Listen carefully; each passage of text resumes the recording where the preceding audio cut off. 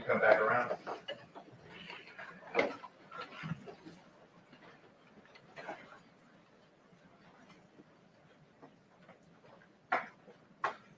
Go ahead, stand up, circle, raise your right hand. So you solemnly swear or affirm that the testimony you give today will be the truth and nothing but the truth to help you God. Yes, sir. Just have a seat.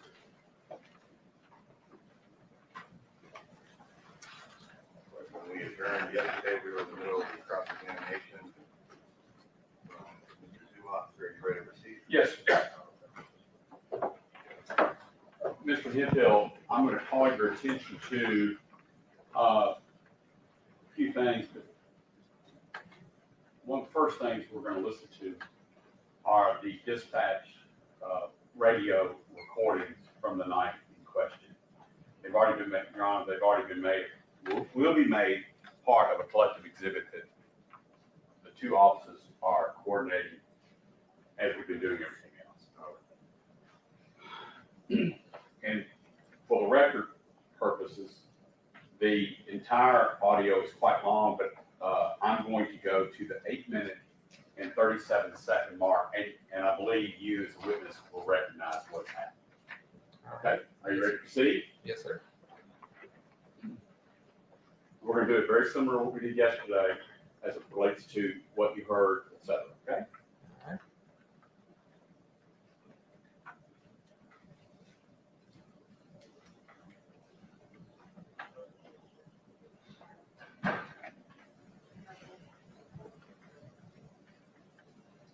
Your Honor, I'm going to hit pause.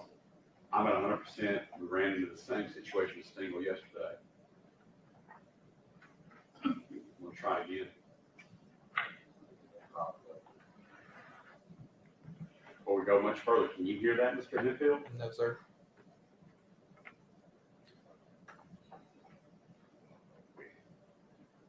I even had Ms. Tanisha help me.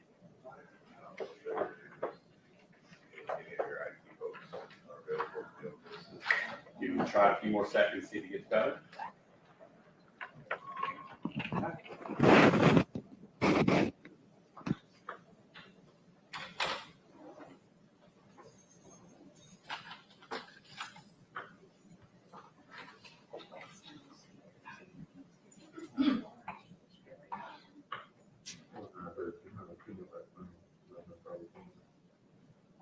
The good news is we're not to anything, but were you able to hear that? Very faintly, yes, sir. All right, between the doors and the keys and I'm gonna do the best. If you can't hear something, you just tell us, okay? Yes, sir. Now, see, John?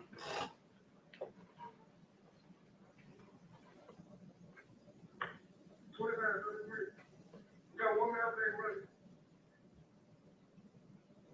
First of all, whose voice was that? Sounds to be like Officer Martin.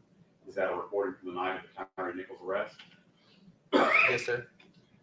And you said that sounds like him and Martin? Yes, sir.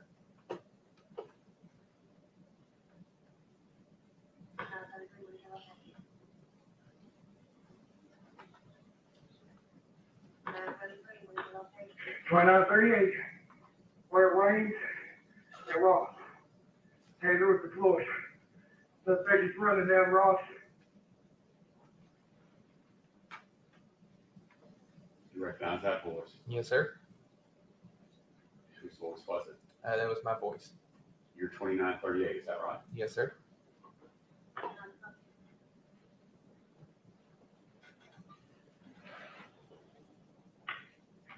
Young male, black, slim build, blue jeans, and a hoodie. Sounds to me like you're what? Out of breath. We earlier saw your body cam in the attempted arrest of Tyre Nichols at Ross and Range Road. Are these calls lined up at that time frame? Yes, sir. Is that why you're out of breath? Yes, sir.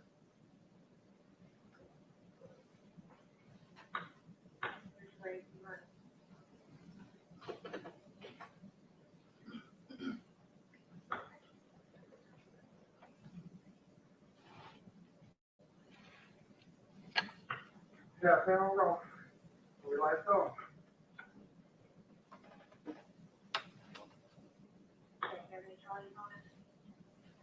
By the way, we've heard that a few times. What is the dispatcher asking you? She's asking what were the charges. on the fleeing, Suspect, yes, sir. and do you recall an answer ever being given by you or anyone else to the dispatcher? No, sir, not that I recall. Do you know why? Do you know why you nor any of the other officers announced to the MPD dispatcher what the charges were? Slip your mind or what? Yes, sir, just slipped my mind. I wasn't even listening to the radio because at that point I was helping Haley. Proceed again at 10 minutes and 29 seconds.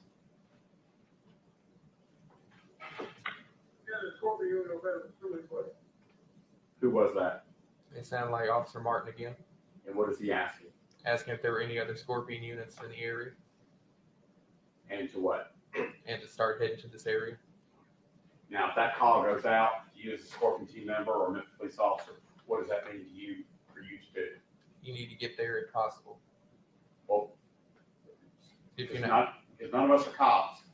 You say if possible, what do you mean by if possible? if you're not tied up on another call, if you're not in the middle of a traffic stop, you need to drop everything and head to that location. What would happen if you decided, nah, I'm not going on that call? Realistically, other cops will start talking about you. Would you be disciplined? Possibly, yes, sir. Back on at 10:36.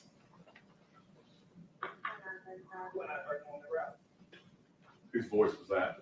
Sounded like Officer Justin Smith. His number is 2931, is that right? Yes, sir. And what was Justin Smith putting out on the dispatch? That he was en route to that area to assist. Back on at 10:45.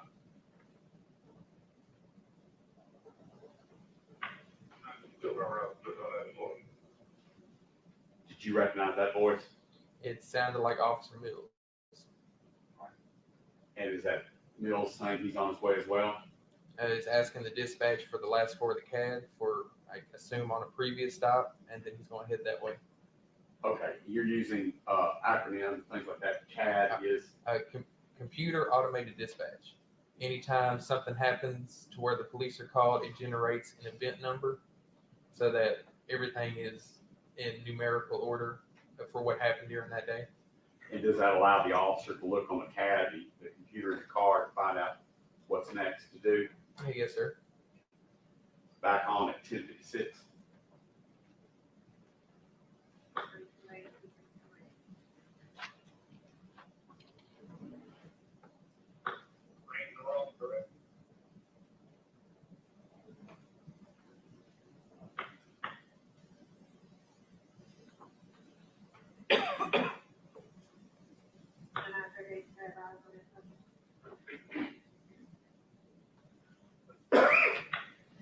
Negative 2938.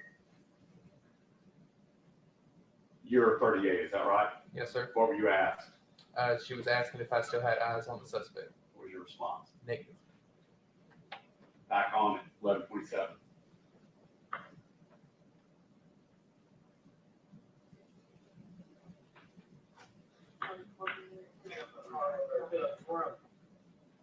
Did you recognize that voice?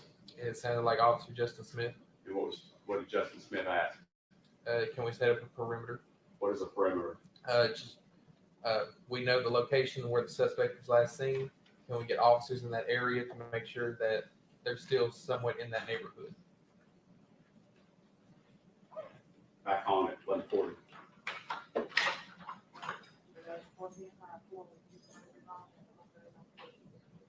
I'm going to hit pause there at 11:49. The dispatcher said something about a radio call, all Scorpion cars. What did she say?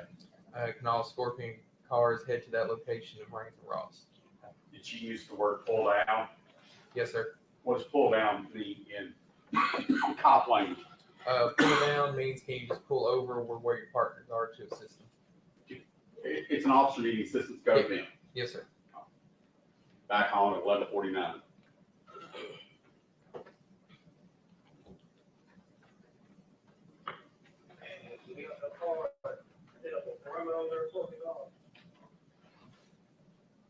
That's Justin again asking the same question, right? Yes, sir. Moving on at 11:59.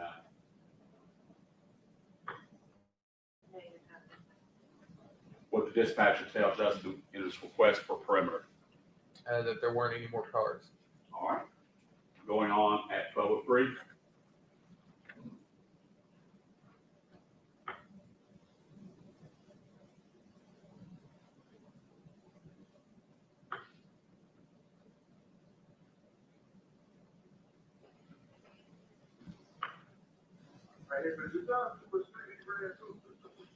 Whose voice was that?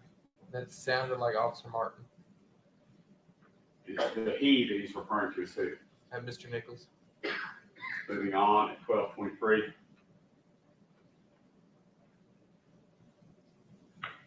Negative, we just saw him running down Ross. That's you, correct? Yes, sir. And you're responding to Martin's call. Yes, sir.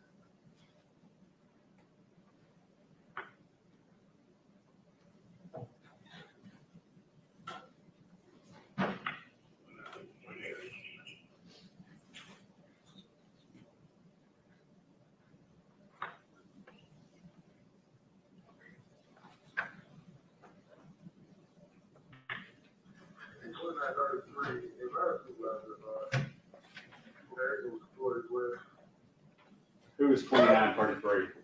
I believe that was Officer Martin. And pursuant to policy, if a police officer uses one of his weapons, taser, spray, what are y'all supposed to do? Yes. So per policy, we're supposed to alert a supervisor and call the fire department. And that's what that call was about, Yes, sir. to inform dispatcher. Yes, sir. All right, and then if we're listening for your supervisor, that would be Lieutenant Dwayne Smith, is that right? Yes, sir. And his number's 2901. Yes, sir. All right. Back on at 13.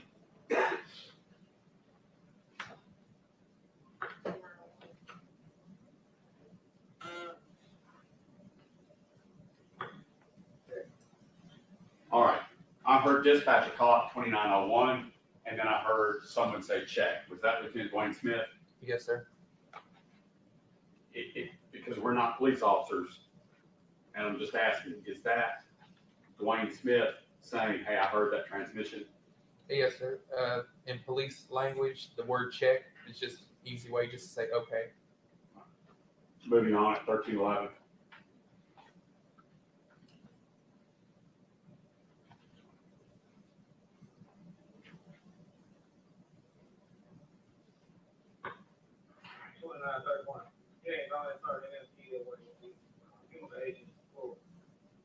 Whose voice was that?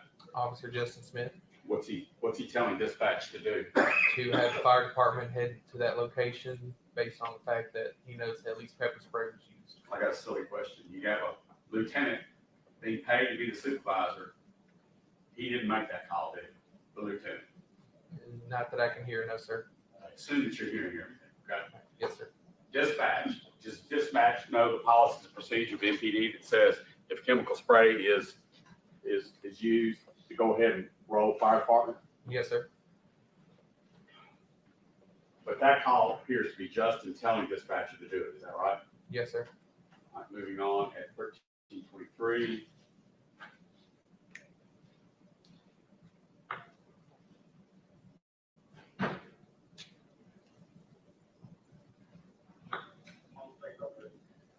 Your voice. Whose voice? I wasn't able to hear that voice. Okay, we'll move on.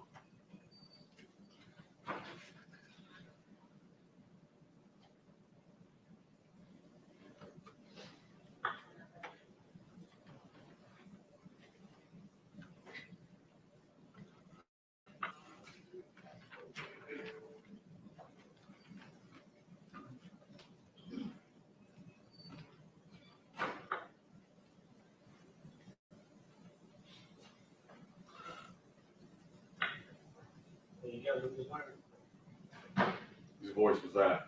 It sounded like Officer Justin Smith. And is the he that he's referring to the suspect? Yes, sir.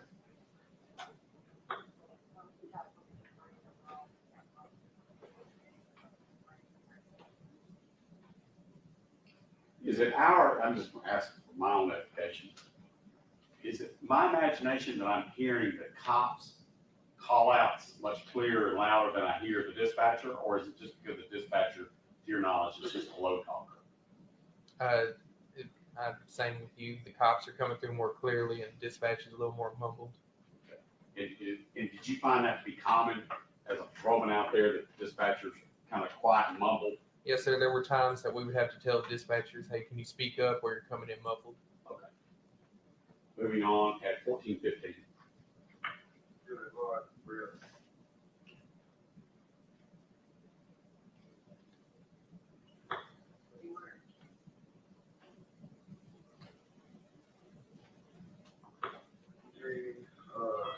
Like a camouflage jacket, like orange, green, and red, and only wild hair, swim there. Whose voice was that describing the suspect? It sounds to be Officer Martin. Back on at 14:40. He could have got far. Is that also Emmett Martin that we just heard? Yes, sir. Moving on, 14:48. 2938, y'all three, but that's probably my taser. And who was that? That was my voice. And what are you doing? Just making sure again that the dispatcher knew that I used my taser. Is that pursuant to policy? Yes, sir. Moving on at 14:57.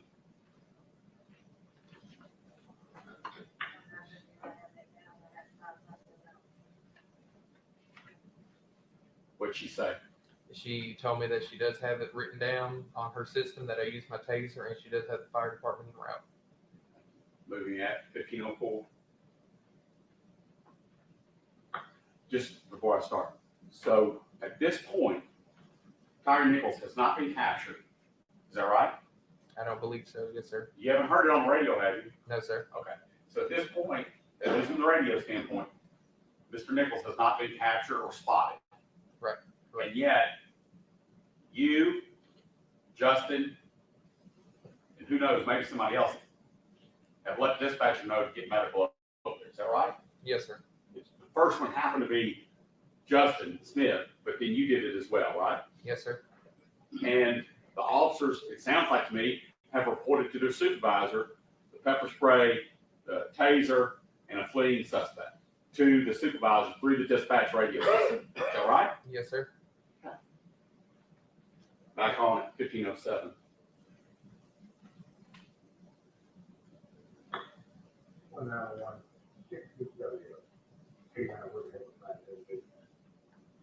Whose voice was that? Lieutenant Smith. And what is Lieutenant Smith asking the dispatcher for? Can she check to see if there's a canine officer available to help search the area? Moving on. 15:19.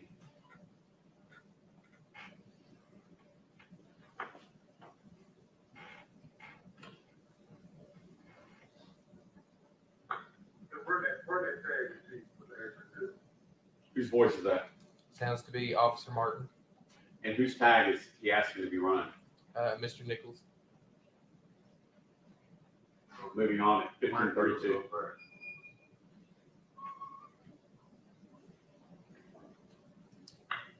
I gave you a tag number on there, I'll be able to give you the information on.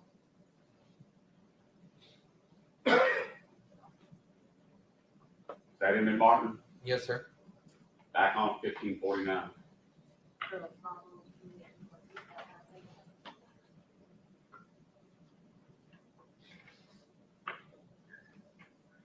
Give it a heads up. Is that Emmett Martin again? Yes, sir. And what is he asking the dispatcher for? To run the tag, and can you get the address off of the tag? Why is that helpful? Because if the suspect lives near, they're possibly running to their house. Doesn't that assume that the owner of that car is the one driving the car? Yes, sir. And at this point, did any officer out there know who was driving that car? No, sir. Moving on. 16:03.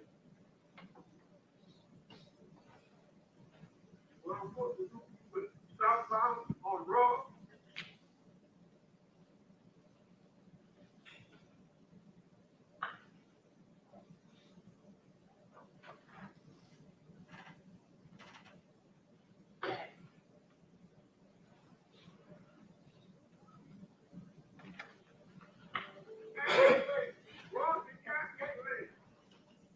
voice was that?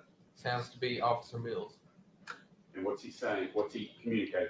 That he has located the suspect southbound on Ross, and then he said we're at Ross. Like, what was the other street? I wasn't able to hear that.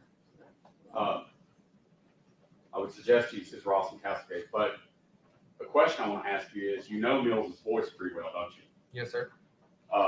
Is he pretty quiet, pretty calm, pretty laid back? Yes, sir.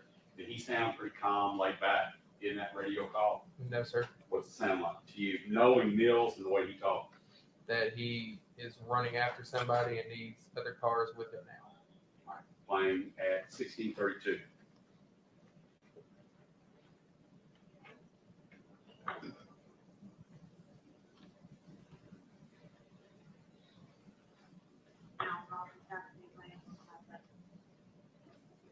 What was that?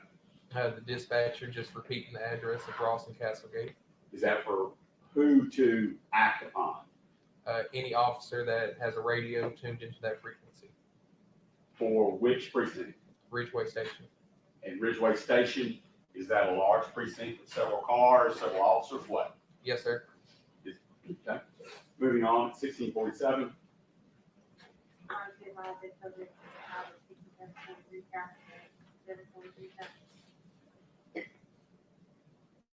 Do you know what that was? I couldn't hear all of it. Who was speaking? It was the dispatcher. Did you hear an address? All I heard was Castlegate. Would it help if I rewind it 10 seconds? Yes, sir.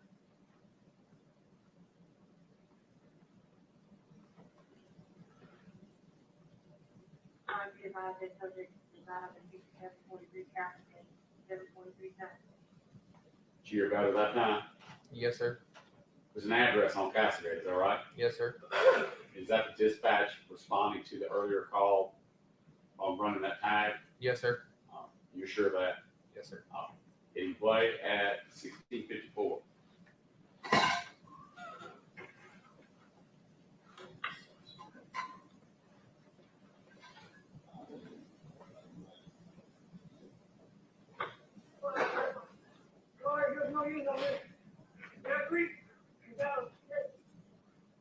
Whose voice was that? Sounds like Officer Justin Smith. How would you describe Justin Smith's voice in that radio call? Just distressed and currently fighting with somebody. And what is he asking for? He needs more cars with him now. He needs assistance. Yes, sir. He play at 1712.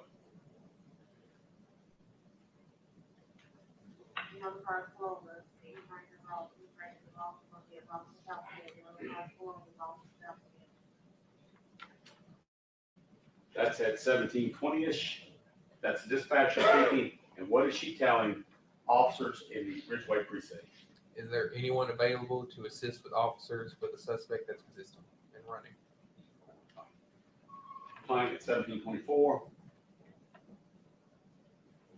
By the way, you mentioned earlier that if you're not really in the middle of anything, you're really doing a whole lot, you should go back on that call from the dispatch to the entire precinct. What are the officers being ordered to do? To head to that location if you're not stuck on anything.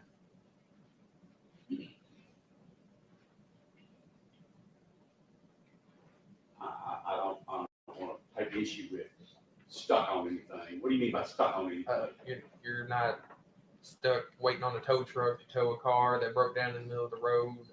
You're not still on a traffic stop trying to issue a ticket for speeding. If you're sitting in a parking lot waiting for a call, you need to head to this location now. Well, I'm going to throw a hypothetical at you. You're a police officer. If dispatcher says all cars pull over to 6547 Castlegate, you're saying that if you happen to be waiting on a tow truck, you can keep waiting on the tow truck, or do you need to go give officer assistance? Memphis PD would rather you wait for the tow truck because other officers would pick up the slack.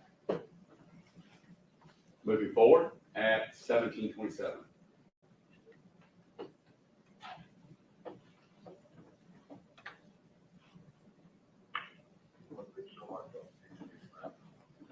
Who was that? I wasn't able to hear That's it. all right, move on.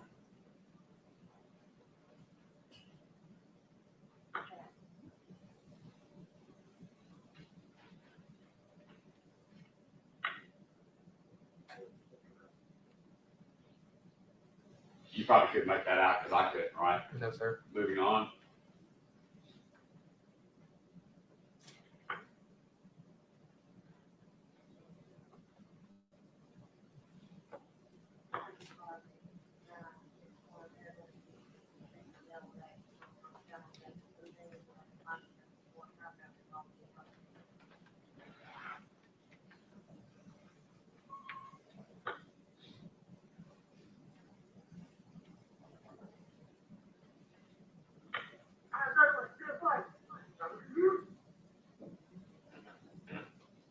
Whose voice was that? Sounded like Officer Justin Smith. Wasn't quite as clear as before, was it? No, sir. Sound like he's actively engaged in something? Yes, sir. What's he doing? He's still fighting with the suspect. And sometimes, even though somebody makes a radio call out, you hear background noise. Is that right? Yes, sir. Did you hear background noise on that call, or you want to hear it again? Can I hear it again? Sure.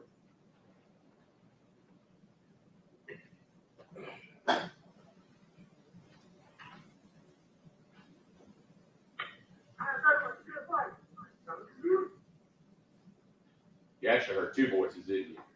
Yes, sir. Is that the background noise I was talking about? Yes, sir. Could you make it out what the other person, the mystery person was saying? No, sir. Hitting at 1825.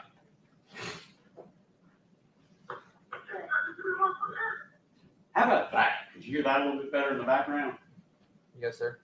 What did the person say in the background? Give me your hands. What do you say? Can I hear it one more time? Sure.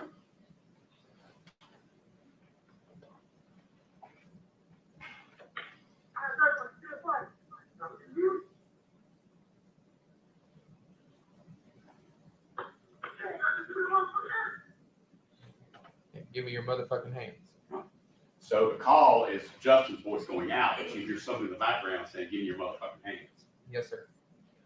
Do you have any idea whose voice that was? It sounds like Officer Martin.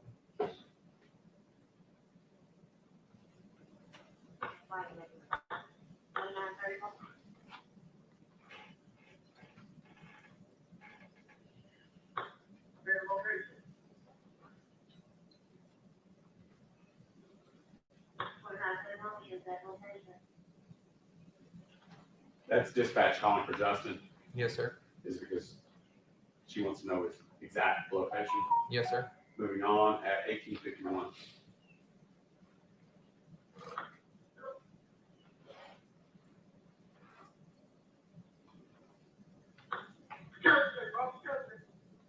Whose voice was that? I wasn't able to tell by that voice. You want to try again or not? Move on. We can try one more. All right.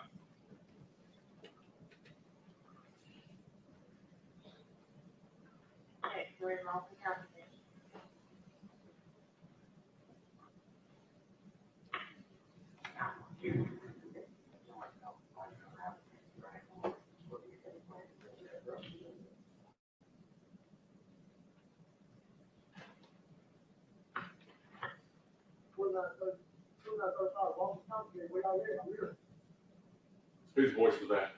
That was Officer Haley. He's 2935. Yes, sir. Moving on at 1931.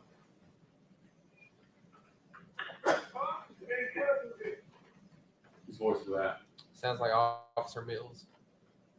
How's he sound? Out of breath. Moving on at 1936.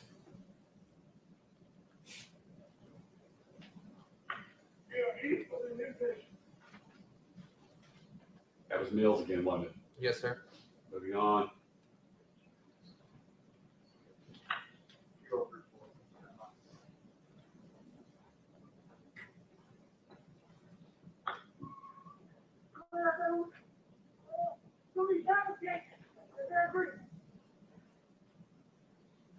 Whose voice was that?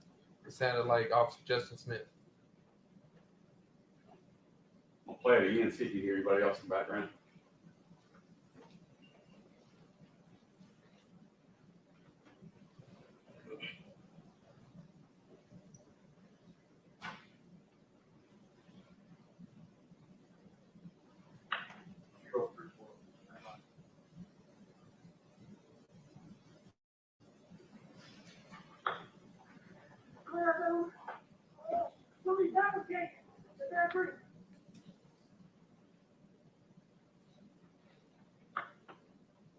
Who's that? That's Officer Smith still. Did you happen to hear what intersection was that Justin Smith put out on the radio? It sounded like Ross and Castlegate. Oh. Okay. I'll leave it to the jury. Moving on at 20:04. By the way, regardless of what he said, did it sound like he had his composure? No, sir. How long have you known Justin Smith? About 3 months. Would you describe him as a composed person? Yes, sir. Moving on at 20:04.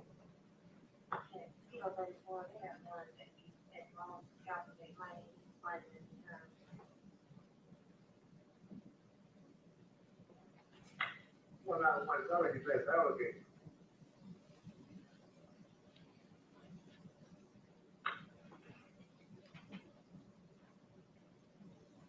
Who is that? Lieutenant Smith. And was he confused, or could it be that Justin put out the wrong street name? He sounded like he was confused with how the dispatch was saying the street name. Moving on at 20:26.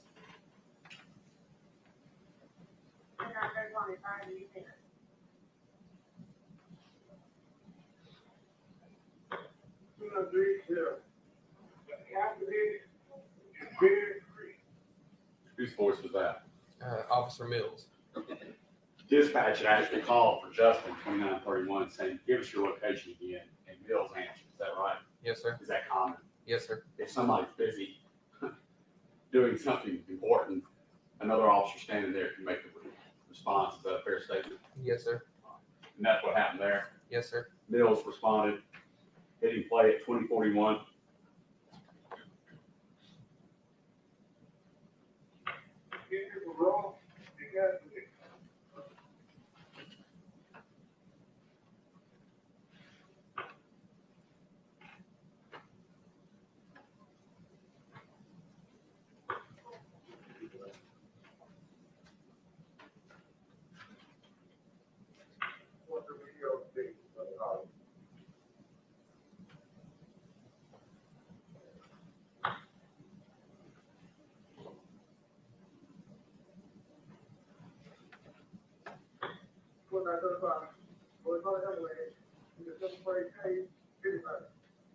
All right, first of all, whose voice was that?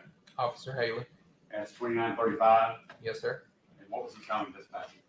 Telling the dispatcher to go ahead and start the fire department because the suspect was pepper sprayed, tased, and everything.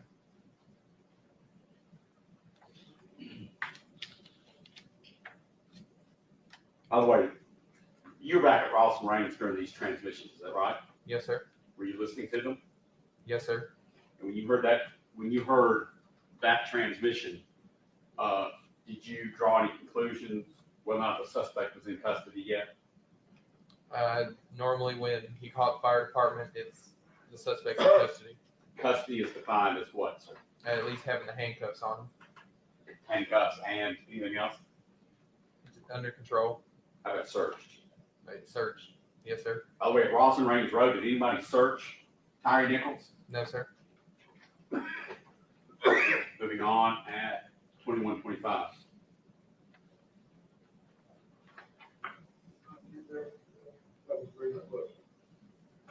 I couldn't make that out, could you? Yes, sir. What was it? It was Officer Mills also just advising that pepper spray was deployed.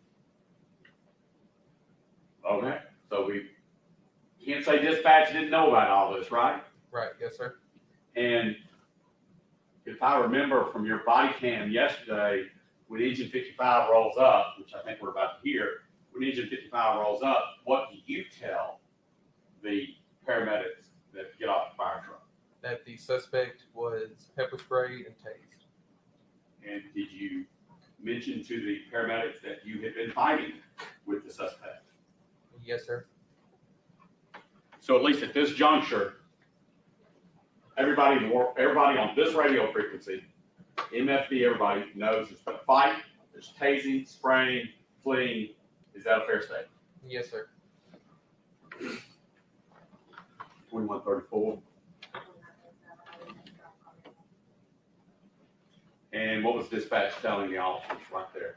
She was telling 2935 that the fire department was already en route. We're at 2140. Did he play?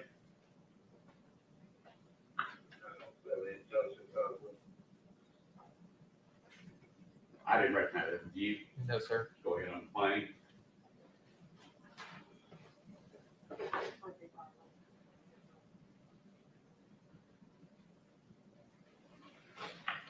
Twenty-nine thirty-eight, you said 55 to 15 over here with me. Okay. Hamilton brings us back up here. Okay, my math is right.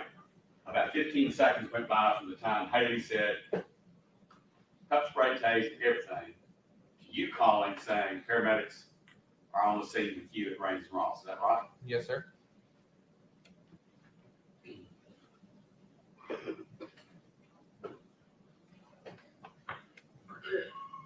Hey, what I gotta do down here? Ah, so who's 2932? 2932. I don't remember Did you hear what 2932 said? that they have him in custody. Which is a little bit later than what we heard earlier, right? Yes, sir.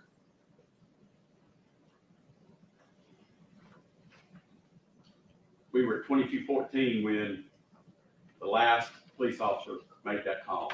Moving forward,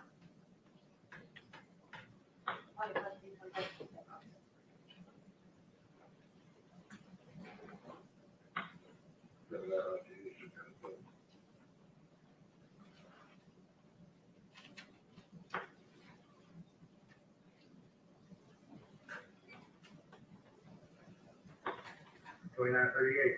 Does the fire department need to come down to you, or are you bringing them back down here?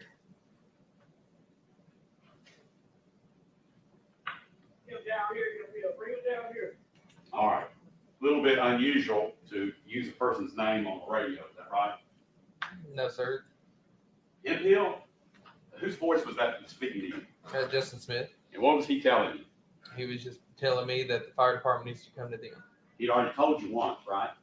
No, sir. That was the only one that I can recall when he answered. Okay. But does Justin sound to you, based on your knowledge of his voice inflection, be a little bit put out?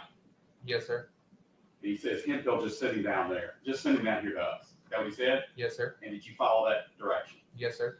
And by the way, what rank, not title, but what rank did you have at the Memphis Police Department? Just regular officer. And how's that work? Patrolman 1, Patrolman 2, how's that work? So you have patrolman probation, then you have regular patrolman, and at the time it was sergeant, lieutenant, and on up. We'll stop at sergeant, okay? So it's probationary, or whatever you call it, patrolman, and then sergeant, is that right? Yes, sir. Justin Smith's rank at the time of this incident was what? Same as you, Yes, sir. patrolman. Yes, sir.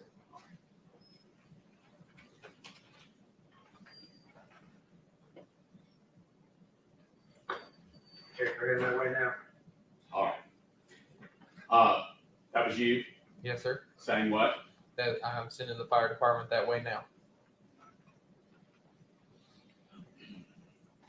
You have testified in numerous environments, FBI, Department of Justice, State of Tennessee, District Attorney's Office.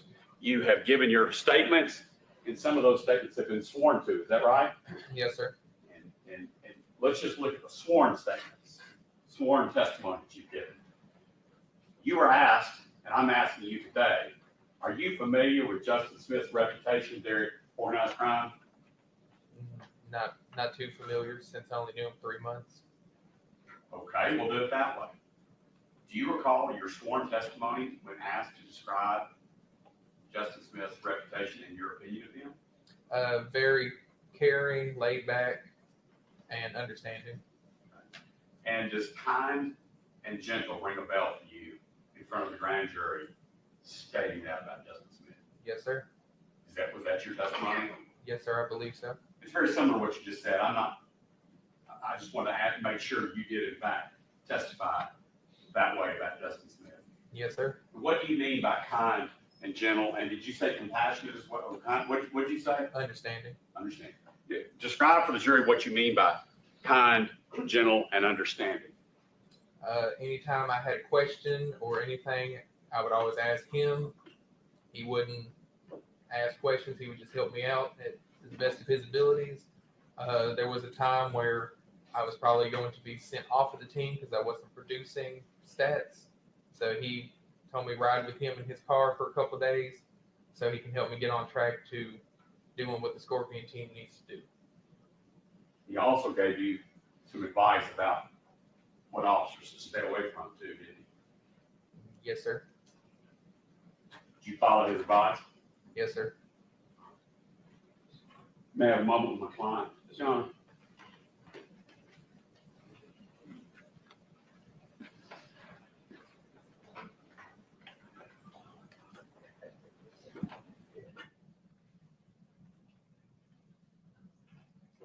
John, I'll pass the witness. All right, I believe Mr. Perry is next.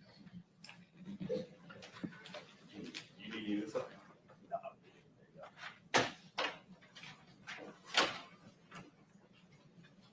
go. Good morning. My name's John Perry. I'm here on behalf of Tyre Nichols.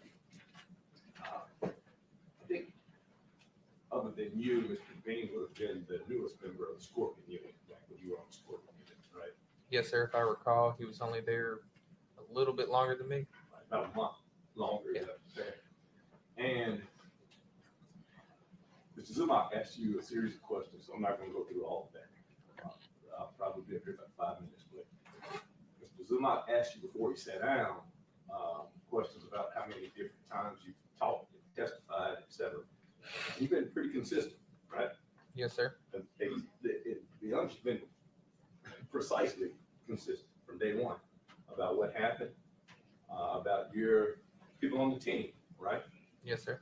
And part of that consistency, the questions weren't always as pleasant and laid out as Mr. Martin Zumock just asked you, right? Right. Yes, sir. And you've had opportunity to talk with members of the DA's offices, right? Yes, sir.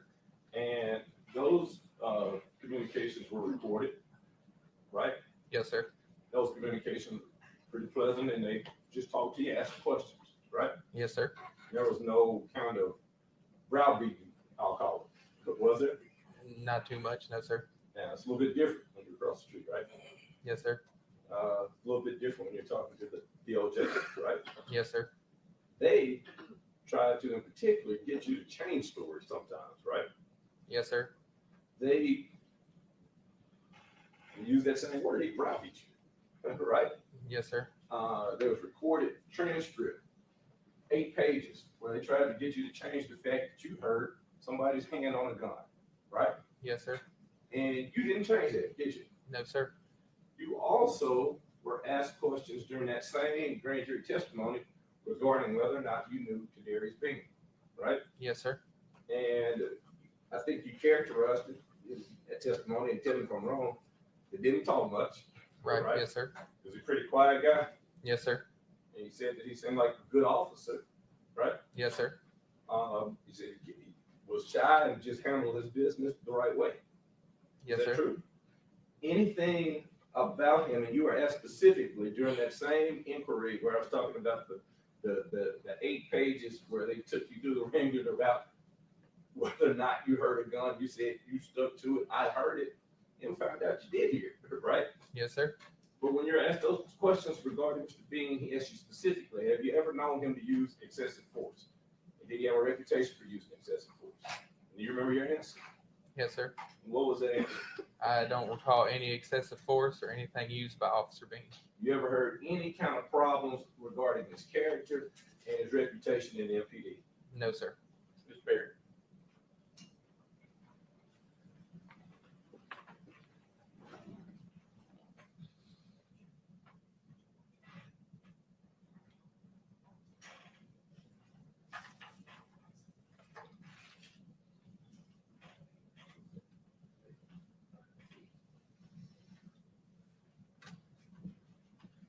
My old law department ain't gonna make me have to tell the story. I said I was gonna be a few minutes, but it's gonna be just a few minutes longer. All right. Do you remember going through an exercise with Memphis Police Department, where they sprayed your face with pepper spray. Yes, sir. What happened during that? Can you kind of talk to us about what that exercise is? So that exercise to the police academy, they spray you with your own pepper spray, and the whole point of the exercise is you got to work through it. You can't just give up. So during that, they ask you a series of questions like, what's your license plate number? How long have you been in Memphis? After that, you have to believe it was you had a training dummy laying on the ground. You have to try to handcuff them while you're still fighting the pepper spray. And then there's also another training dummy where you have to do a few strikes to them to also, you still got to keep working through this pepper spray. You were asked a couple times about pepper spray and how strong. Now on that night back January 7th, 2023, when you're making the stop, you had been driving, correct? Yes, sir. And are you at night? Have you always worn glasses since you've been driving? Yes, sir. And on that particular night, did you have your glasses on? Yes, sir. And I remember you saying that you sprayed everybody, but yours hit the brow and up, right? Yes, sir. Did the brunt of it hit the eyeglasses during the time that he was spraying, if you remember? If I remember, most of it hit my forehead and then it started going down. Okay. So it wasn't directly in the eyes, in other words, right then, correct? Yes, sir. Now I remember on that night you talked on your with your camera some 50 odd minutes. There were two different body worn camera segments, and you talked for a long time. But it seemed like that whole time you were what I call hotting, what have you, but you're clearing your voice, clearing your throat. Can you tell the jury why you would have been clearing your throat and catching your breath during that time frame? So the pepper spray that they used at the time, it blinded you, obviously, and it also affected your breathing and closed up your sinuses. Hence, hacking up because you're trying to get it out of your system. And if any of it's in your nose, they also tell you in the academy, to breathe it out your nose. If there's anything in your mouth, you got to get it out. When you get a burst of that in your eyes, is it possible to see as good as you can see right now? No, sir. Matter of fact, but for a few feet in front of you, can you see anything? No, sir. And on that particular night, do you remember that intersection? Yes, sir. Was there anybody out there stopping traffic and saying, hey, y'all stop, we got to run across these 4 lanes of traffic? No, sir, not that I remember. And were you running out there in the dark, basically, after having some pepper spray in your eyes? Yes, sir. All right. And was a pretty difficult experience. Yes, sir. Now, at the academy, you have to get it directly in your eyes, right? Yes, sir.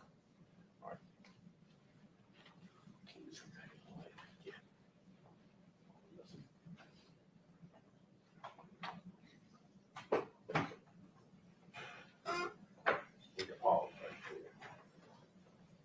there. Pause. Yes. This is the bad part. This was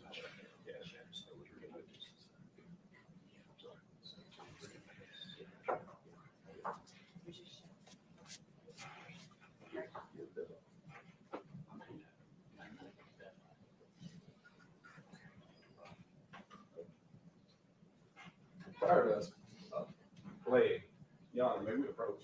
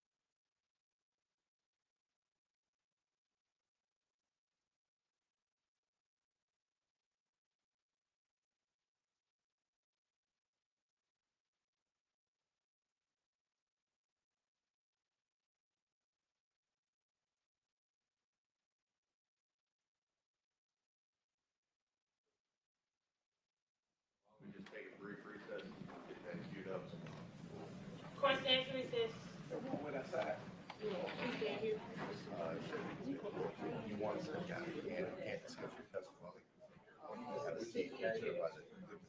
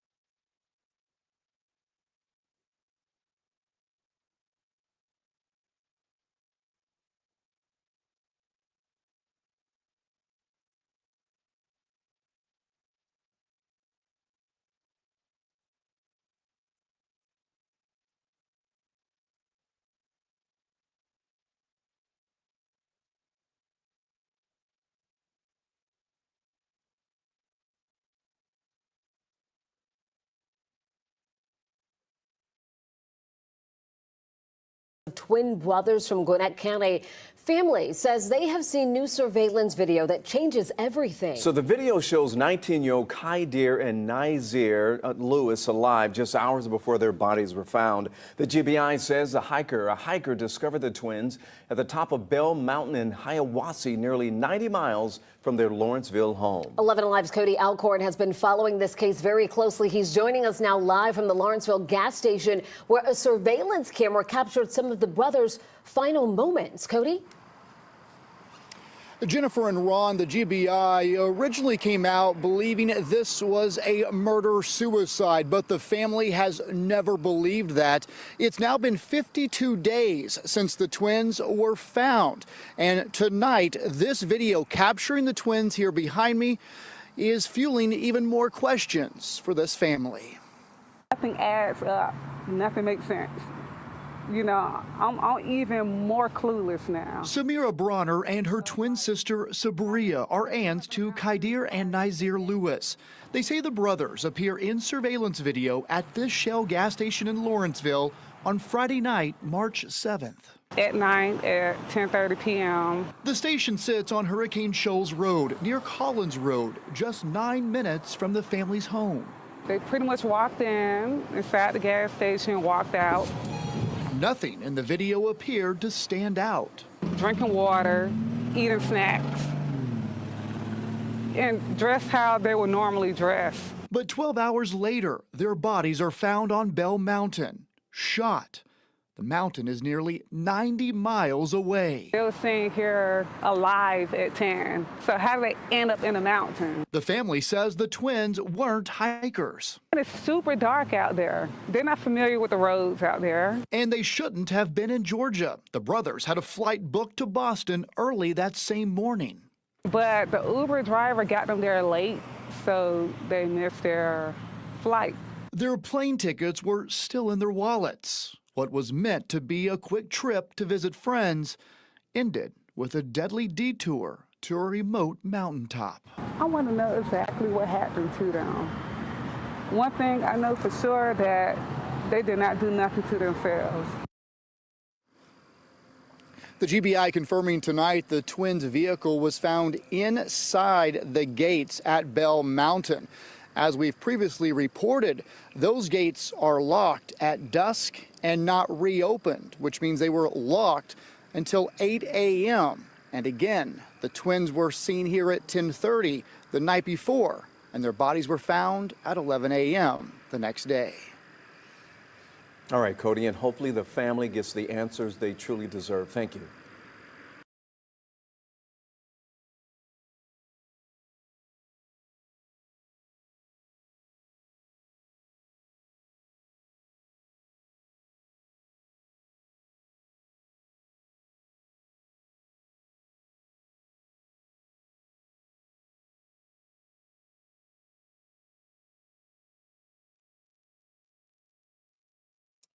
What's happening? What's happening? What's happening? I know I left y'all stranded for a moment.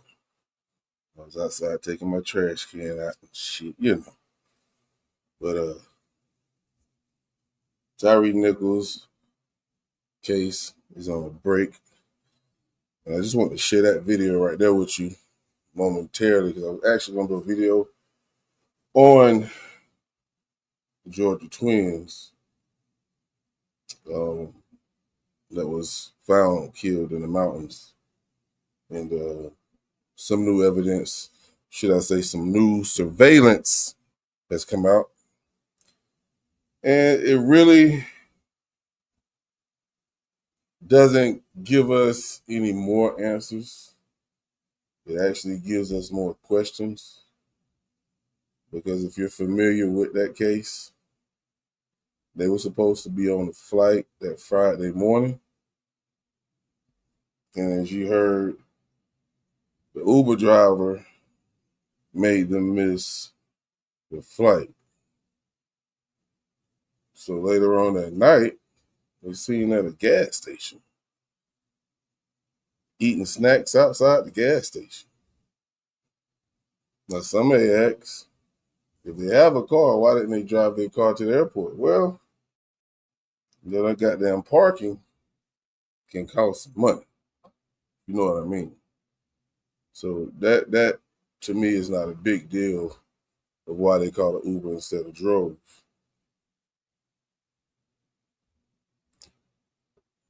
One question I do have, we are gonna go back to the Tyre Nichols case. Like I said, I think they're on break. But one question I do have is when they missed their flight, did they contact their family members? Did they let them know? I don't think they did. Why didn't they? Where were they headed at that night? Because it was around what, 10:30 they said? They was found that next morning, around 11. Now, the news article said, let me go back, because I believe they actually said that somewhere on. After the mysterious deaths of twins. Somewhere on here they said that the park actually closes, supposed to be around sundown. Well, I did my research and I went and looked, and it does say near sundown that the gates close.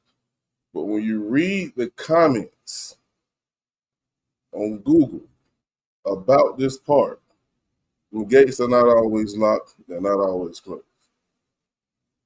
That's just what it is. So, and then I don't even think they have, oh, they're coming back. So we'll get back to the Tyre Nichols case, but I just wanted to point that out. We're still following that case. Please keep following it. I'll bring you more details as they come. But we're going to get back into Tyre Nichols murder trial, day 4. Thank y'all for tuning in. I'm definitely and I'm greatly appreciative for you being here. Let's get back to it. Like I said, they pepper spray you, and it's drills that you have to do so that you already know how strong pepper spray is, if it gets in your eyes, and how to work with it. And what did they ask you to do after being sprayed when you went to bad Bob exercise? Talk me through it. So after they spray you, they first tell you, because when they spray you, your eyes are closed. And they tell you, well, we want you to take a couple blinks so that way it gets into your eyes and, they can tell when it hits. They then ask like a series of questions like your license plate number, where are you at right now, how long have you been living in Memphis, and then after you answer a series of questions, they then tell you to go pepper spray. After you do a good couple strikes, they tell you to move on to the next station, which is a training dummy laying on the ground, and it's handcuffing the dummy also while you're blind. Is it difficult to handcuff that dummy while you're blind? Yes, sir. And is it difficult as far as finding where Bad Bob is even while you're blind? Yes, sir.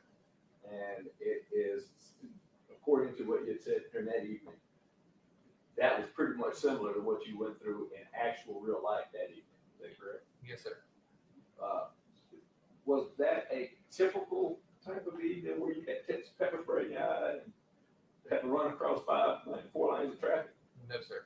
And was that one of the most difficult interactions that you had while you were with the Memphis Police Department? It was one of them, yes, sir. And that was, and as you indicated, it put you all the way back in your frame of mind to being in the academy, having to deal with Bad Bob. Yes, sir. Pass me the shot.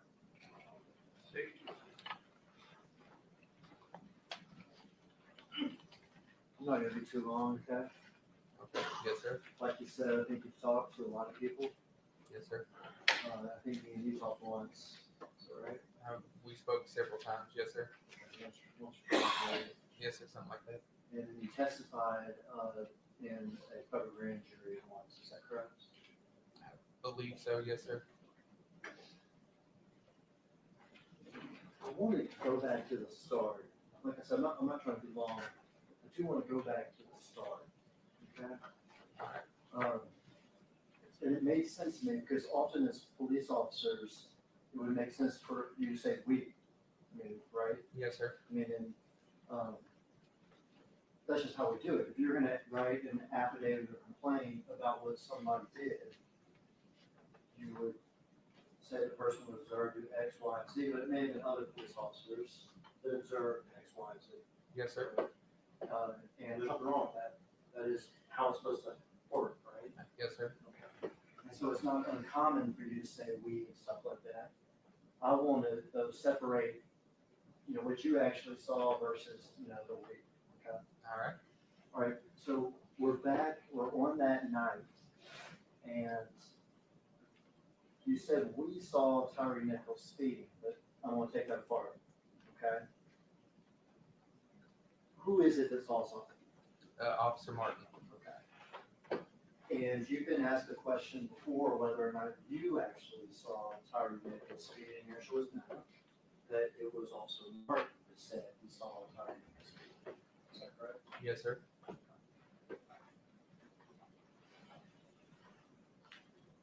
You were asked previously, so what did you actually see Tyre Nichols do? And your answer was that he changed lanes without signaling, Yes, sir.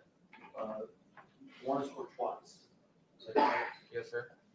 And that is a traffic violation, correct? Yes, sir. Now, did you see, how do you know that when Martin said, I see him speak, is that on the radio or something? Yes, sir. So you hear Officer Martin say on the radio, I see a car speeding or whatever. Yes, sir. Did you see at that point Officer Martin activate his blue lights? A couple blocks up. Yes, sir. Color lights up. Yes, sir. Okay, so this car is ahead of y'all, Yes, sir. and at this point is Martin ahead of you, Yes, sir. and you're further back. Martin is ahead of me. I'm in the middle, and Haley's behind me. And you haven't seen this car speeding, No, sir. but you've heard Martin say that. Yes, sir. You travel some more blocks. Yes, sir. I don't know if you said a couple or a few, but whichever one, a couple or a few. And Martin activates his blue lights. Yes, sir. He doesn't keep his blue lights on, though, does he? No, sir. He flips them on pretty quickly. Yes, sir. And he continues to travel. Yes, right, sir. for just a little bit, right?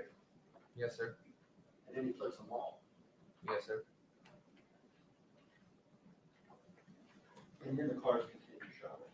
Yes, sir.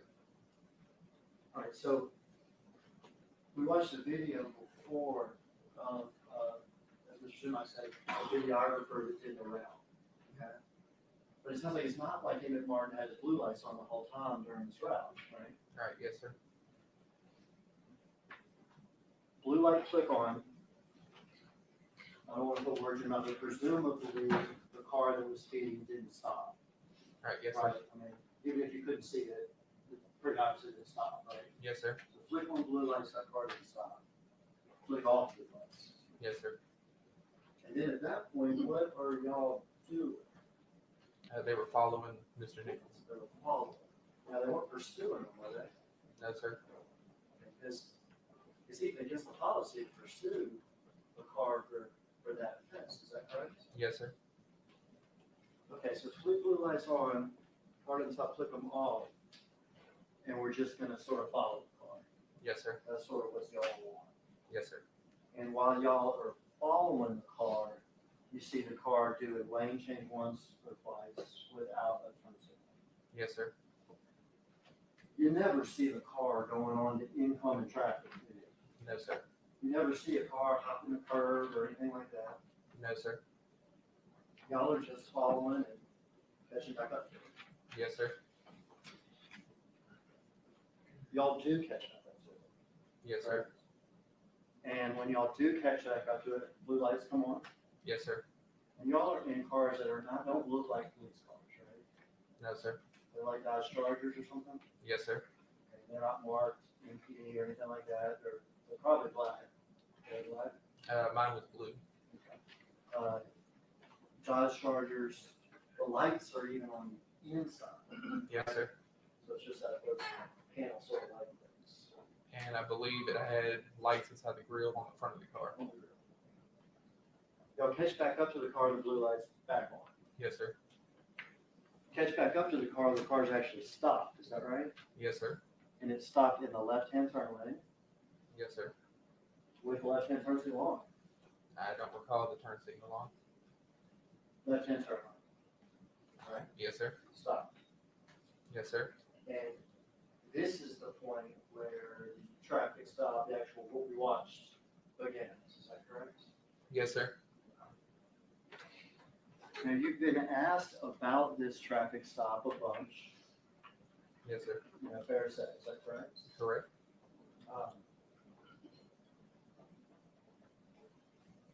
Did you ever see, you've been asked these questions before, did you ever see Tyre Nichols take a swing at anybody during this traffic stop? No, sir. No, sir. Did you ever see him punch somebody during this traffic stop? No, sir. Did you ever see him kick anybody during this traffic stop? No, sir. Did he ever cuss at y'all during the traffic stop? No, sir. Did he ever spit at y'all during the traffic stop? No, sir. Not that I know of. Did he ever threaten y'all during the traffic stop? No, sir. Not that I know of.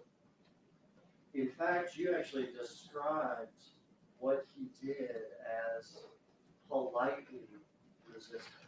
Yes, sir. Is that correct? Correct.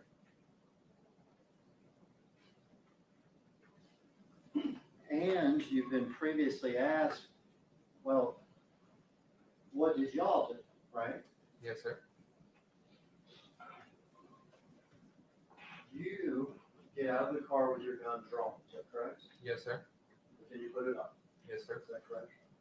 At some point during this conversation, you press the taser up to his leg or something. Yes, sir.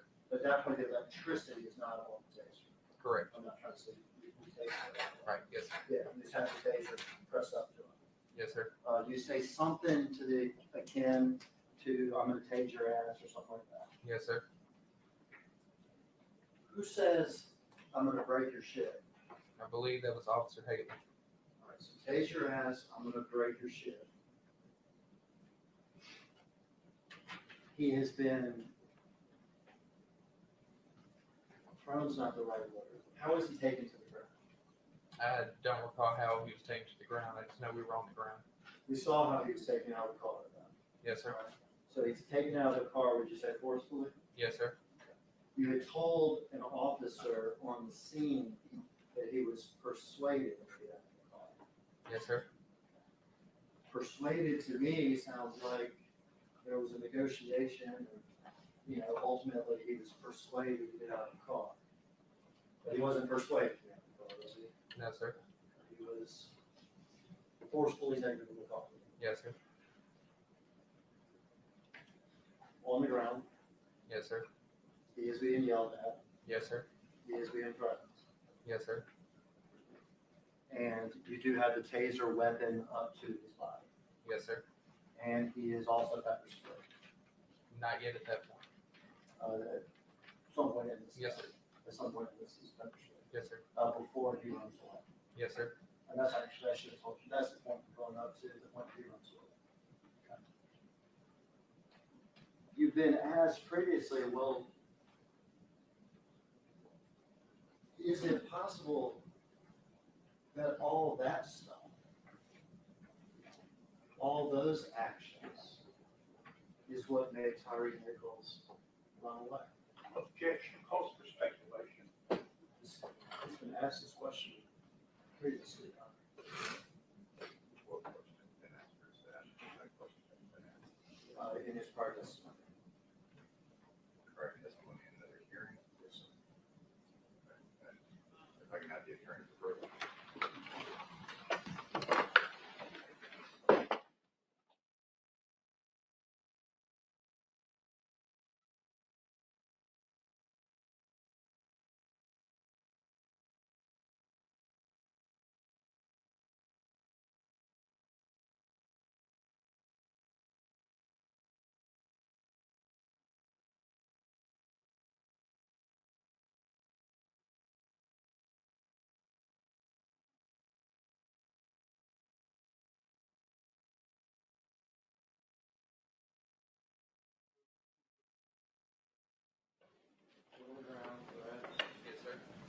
to break his hip, correct? Yes, sir.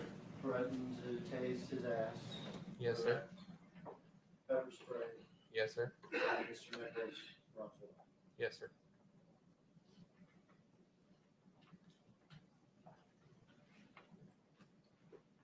You heard Officer Martin say something, and I'll put words, well, what did you hear Officer Martin say when Tyre was being forcibly removed from the car? To let go of his gun. So let go of his gun. Yes, sir. And to be clear, you're asking questions. I knew that was what you meant. You didn't hear anybody grab a gun. Correct. Correct. I Like just you heard didn't Mark hear a say. hand hitting metal or something like that. Right. Correct. You heard Officer Martin say, Let go of my gun. let go of my gun. Did you see Tyre Nichols grab for his gun? No, sir. You just heard Martin say that. Yes, sir. Do you know whether or not Tyre Nichols actually grabbed for his gun? No, sir. Did you in fact speak with Officer Martin after this incident? Yes, sir. Did that cause you more doubt as to whether or not Tyre Nichols actually grabbed for his gun? No, sir. I was just asking Martin if I heard what I thought I heard. Was reference made that it could have been something just tugging on his belt, Later on, Martin did say that. which is entirely different, right? Yes, sir.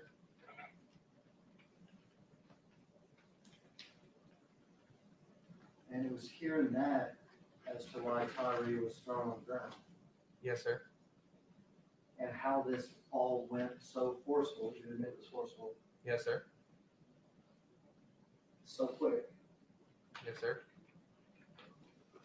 with an individual who testified before wasn't even fighting y'all. Correct? Yes, sir. You described him as resisting, to be fair, correct? Yes, sir. You described it as polite resistance, correct? Yes, sir. But you were very clear that you would not consider that fighting. All right. Yes, sir. Yet he was threatened, yet he was pepper sprayed. And then as he ran off, he was hit with taser, correct? Yes, sir.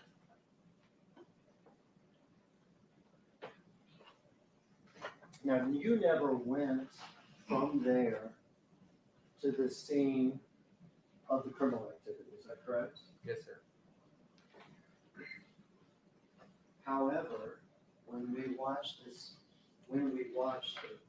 body cam video, we heard you tell somebody, I hope they stomp his ass. Is Yes, that sir. correct? Yes, sir. Do you regret that comment? Yes, sir. If we watch more video later, we see another comment about Tyre's face and how he looks after this happens, correct? Yes, sir. Do you regret that comment too? Yes, sir.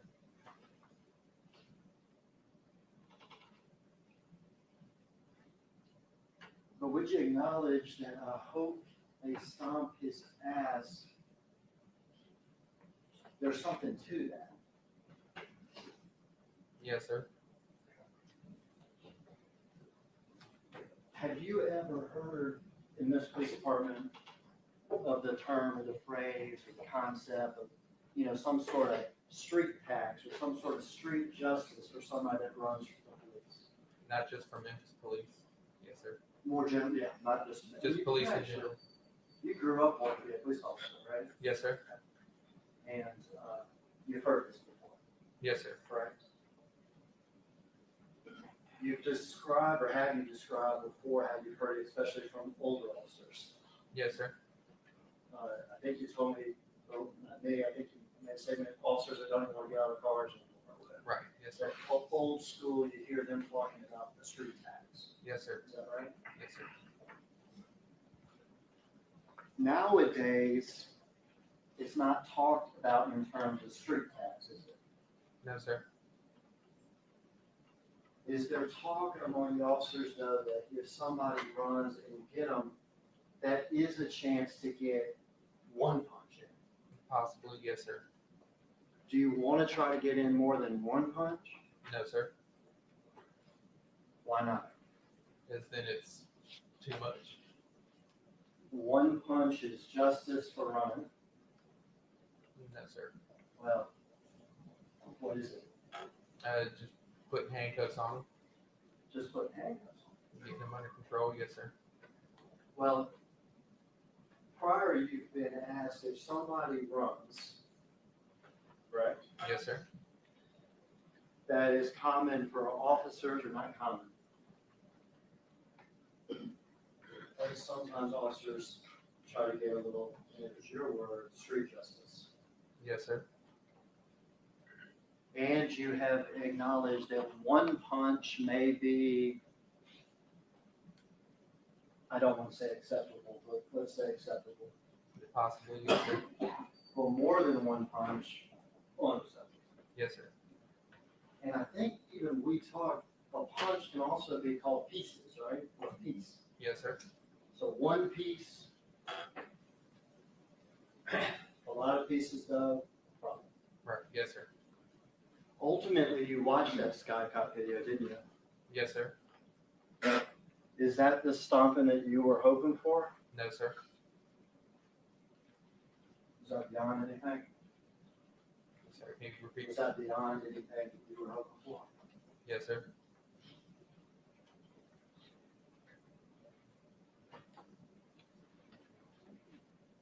That's all, Judge. Next, briefly.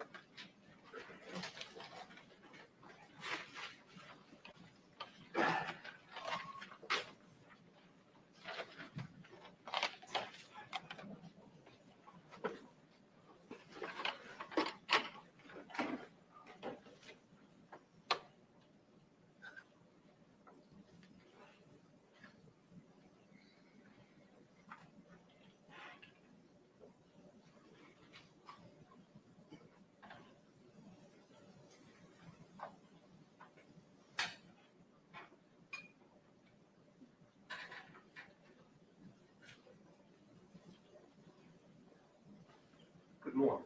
Good morning. You talked, Mr. Hackman just asked you about Officer Martin seeing the blue Nissan Sentra speeding, correct? Yes, sir. And you relied on that to initiate the stop, or participate in initiating the stop, correct? Yes, sir. Even though you hadn't seen speeding at that point. Correct. Yes, sir. Am I correct that you did see traffic violations by that blue Nissan Sentra? Yes, sir. No, I don't mean to interrupt, but this is his witness, and this is leading. Thank you. What traffic violations did you see the blue Nissan Sentra engage in on the riverbank?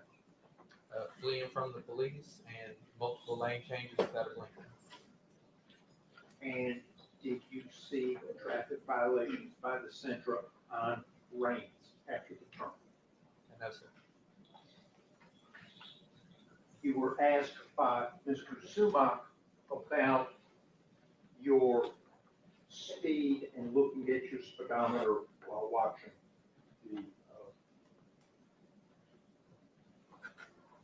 the video yesterday. Do you recall that? Yes, sir. And do you recall what speed you reached on the Rains? About 60 miles an hour. And your body worn camera showed Garmin that you had in windshield, correct? Yes, sir. What does the Garmin, what does it show when you're exceeding the speed limit? It turns bright red in the bottom left corner. Now,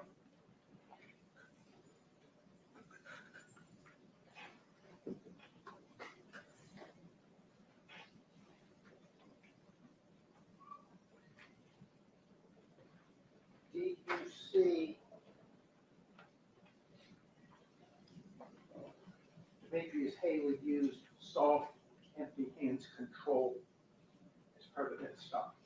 Yes, sir. When? When you pulled Mr. Nichols out of the car. And did you hear Emmett Martin say, I felt somebody tug on my belt during the traffic stop? Later on, yes, sir. During the traffic stop, what did you hear Martin say? Let go of my gun.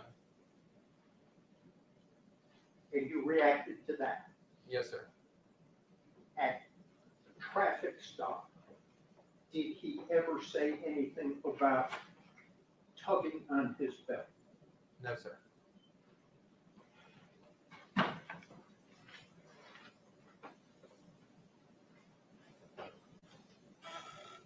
And it's what was said during the stop that was important, correct? Yes, sir. You're trained to assess the threat at the time, correct? Yes, sir. Again, Judge, I think, this is witness and this is legal. Great questions.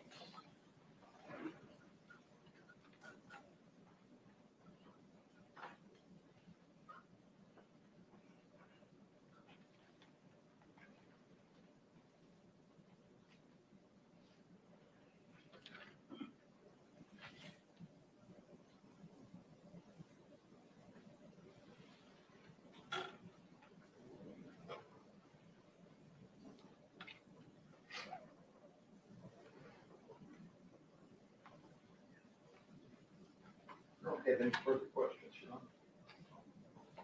Mr. Zuma, anything? Your Honor, I don't have anything. Mr. Perry? You were asking a few moments ago about you growing up wanting to be a police officer, right? Yes, sir. And you had family members high up in the police department, correct? Yes, sir. And you end up reaching that goal as a police officer, right? Yes, sir. And you know the term street taxes, Mr. Hagley had asked you 3 months ago. Yes, sir. And you also were asked questions about having talked across the street at the federal building, right? Yes, sir. And when you talked across the street at the federal building, now you said, he asked you something about testifying one time in front of the grand jury, right? Yes, sir. But you actually met over there a number of times, am I correct? Yes, sir. And you were asked times and again about Mr. Bean as it relates to street tax, as well as everybody else on that was part of the court again, right? Yes, sir. And am I correct in your statement that you never heard Mr. Bean refer to a street tax? Right. Yes, sir. And you never heard Mr. Bean administering a street tax to anybody, right? Yes, sir. And in fact, you were asked questions about seeing videos, and you saw videos eventually over 302, and gave a statement, I guess called a 302, right? You know what a 302 is? You don't. No, sir. All right. You did give statements to the feds, to the federal, I guess the Department of Justice and members of the U.S. Attorney's Office. You remember that? Yes, sir. And you might not, and if you haven't seen them, don't worry about it, but did you ever see a typed up form of the statements that you gave? Not that I recall. All right. Do you remember that you were eventually shown videos regarding the incident? Yes, sir. Now, when you were first asked questions, you weren't shown any videos, right? Not that I remember. No, sir. Right, but when they did show you videos, you said to yourself that it looked like Mr. Ben was just trying to get him into handcuffs, right? Yes, sir. And you, according to what you said at that time, said that it didn't seem like he's doing anything wrong when you're looking at the video, correct? Yes, sir. Thank you. Anything else from the state? Yeah, I don't know what points the videos we're talking about. He wasn't doing anything wrong. We're talking about the point of the video when Mr. Smith pressing Mr. Nichols down and Mr. Martin soccer kicks Tyre Nichols. They weren't talking about Mr. Martin. Okay, so they were just asking about the movements of Mr. Nichols. I was talking about Mr. Perry was only asking about Mr. B. Soccer kicks were wrong. Yes, sir. All those hits to the face were wrong. Yes, sir. Those kicks after he was already on the ground wrong. Yes, sir. Anything else from this witness? step in.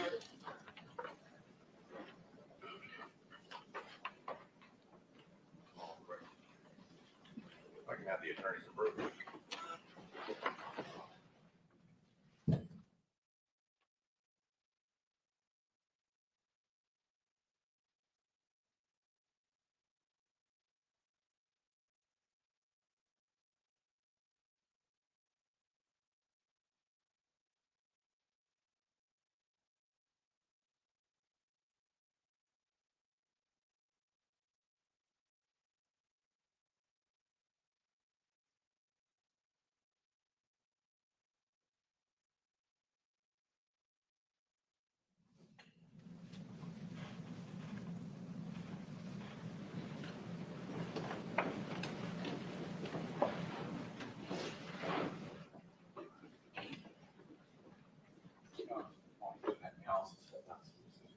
And they can proceed with that.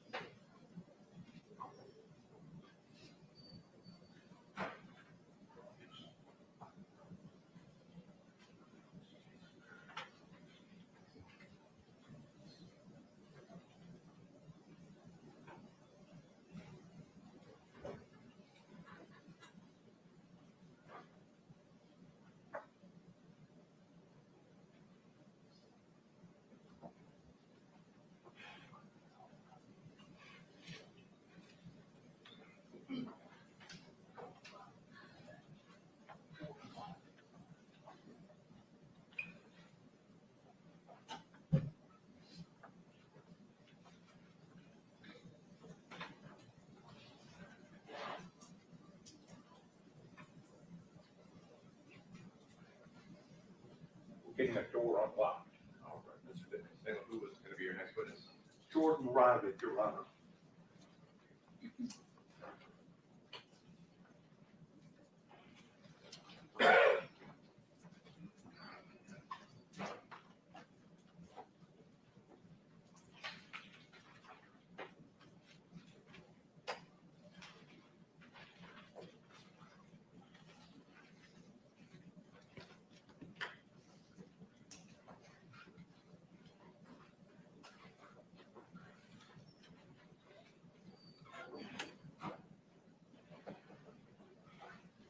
Jordan Riley.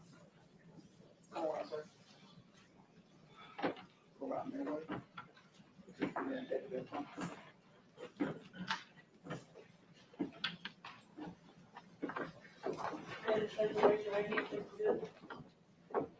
Sir, you solemnly swear or affirm that the testimony you give today will be the truth and nothing but the truth, so help you God. Just going to need to spit out your guns.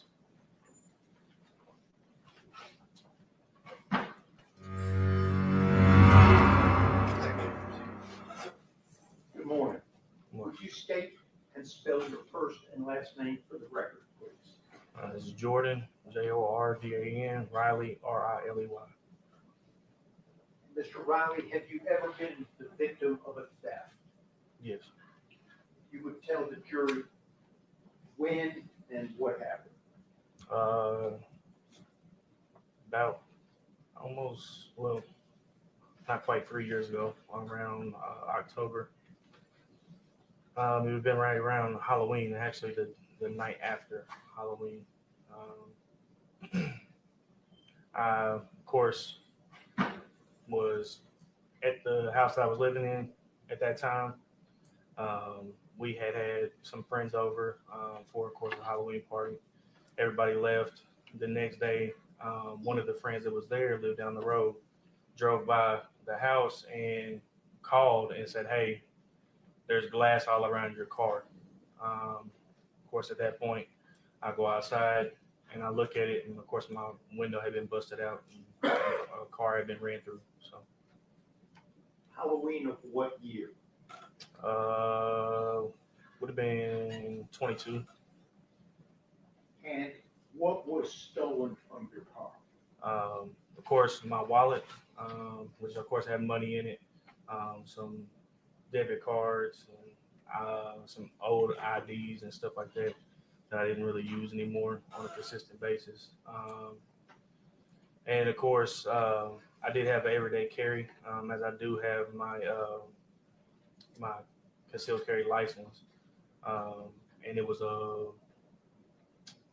Ruger LCP Max. I'm gonna approach past exhibit 29 to the witness and ask you to flip through those pictures, Mr. Riley.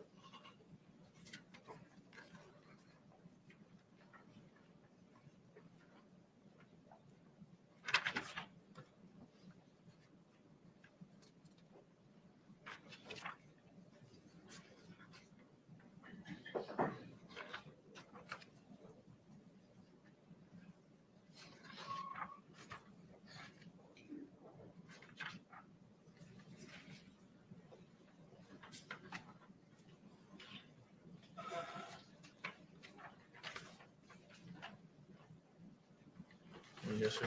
Do you recognize anything in those pictures? Yes. What do you recognize? Well, does any of that depict things that were stolen from your car that night? Yeah, the last one. And what is that? That would be my high school student ID card. And for what high school was it? Paducah Tillman.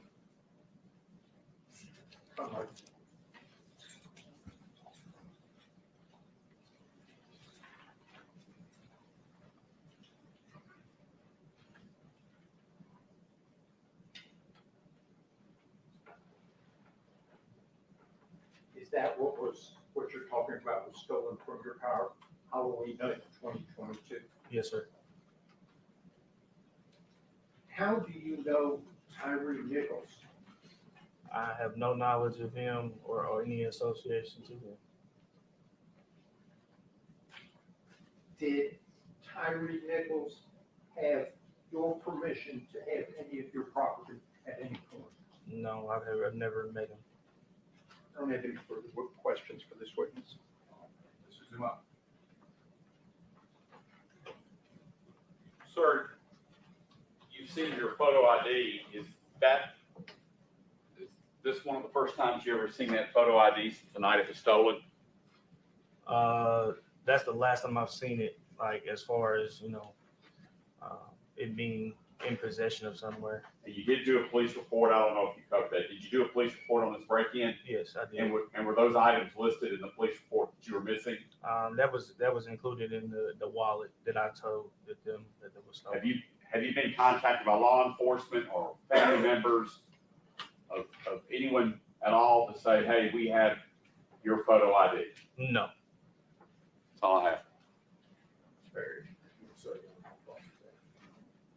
All right, State.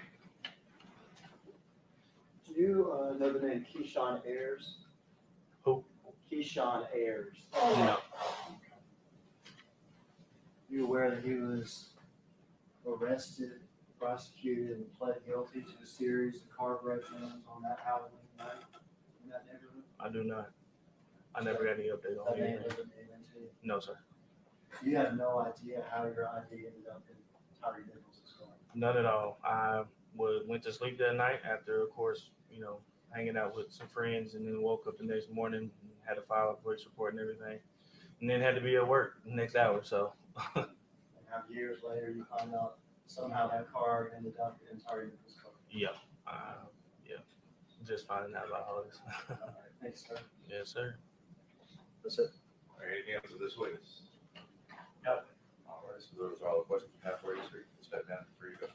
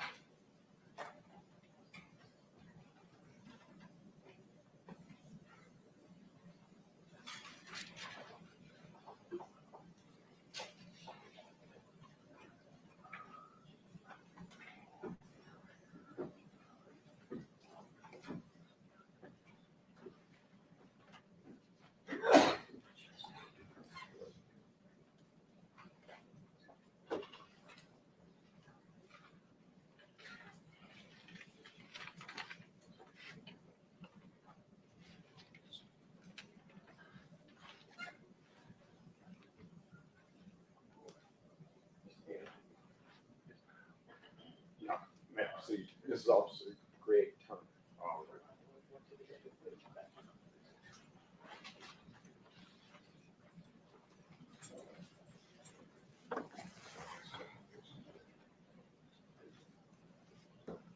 So you solemnly swear or affirm that the testimony you give today will be the truth and nothing but the truth, so help you God. Yes, sir. All right, please have a seat.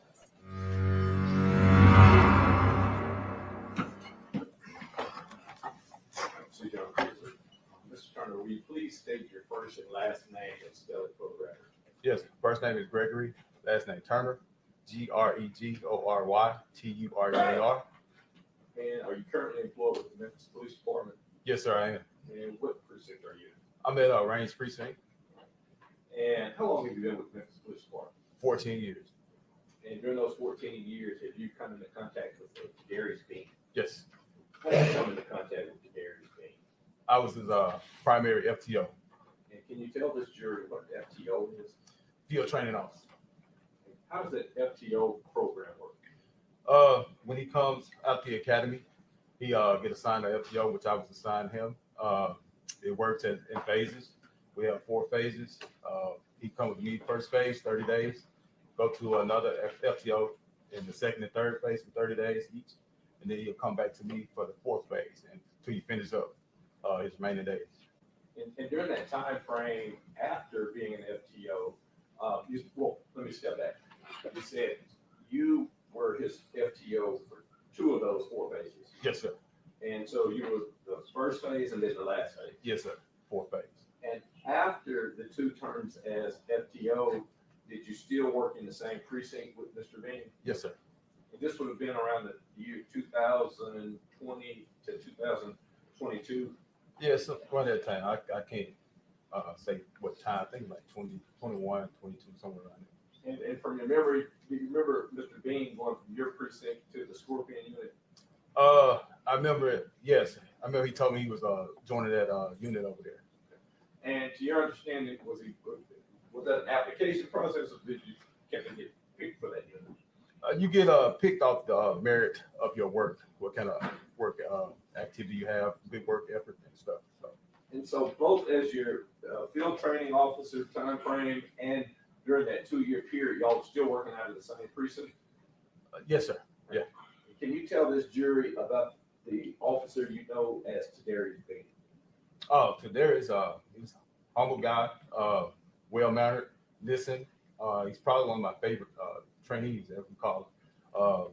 He went above and beyond. I didn't have to repeat myself twice, which I really respected in him. Superb young fellow. When I had didn't cause me into trouble, constantly, listened to me, listened to my guidance, and understood where I was coming from. And just overall, just a good young man during that time frame that I had. Yeah. During the time that he would have been assigned to you, he was right out of college. Did you know that? Yeah. Yes, sir. All right. Yeah. And he had, so he would have been around 21, 22 years old. Yeah. Pretty young guy. Young. Yes, sir. As a young man, did he take his job seriously and show maturity? Oh, yeah. Yes, sir. At that age, I wouldn't have thought he was 21 at that time. In other words, was he getting himself together, or was he got together?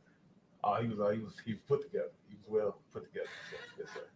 And is there any critiques as far as his character that you have and his reputation in that precinct and in Memphis Police Department? His reputation was good. Good officer. That's how you can come involved with that unit that he went to as being a good proven officer on the streets. And you don't have any critiques of his character at all? No, sir. No. Back to witness, Your Nothing. I have nothing, Your Honor. Just briefly. Mr. Turner, you said you worked with Mr. Bean 2 years, 90 days. Sounds about right? I know I trained with him for probably 60 days, maybe about 50 to 60 days. But we worked together once he finished his phases. We worked together until he had a year on. He had a year, so that's when he came out probation. So I can't remember when he technically went to the unit, but I know shortly after he came off probation, he went there. So. And in that time, you knew him to be, you said, a good guy. Yeah, yeah. But you would agree with me, good people can make bad choices, right? Yeah. That's all I have, Judge. Anything else for this witness? I don't have anything further. So those are all the questions we have for you, sir. You can sit down. Yes, sir. Thank you.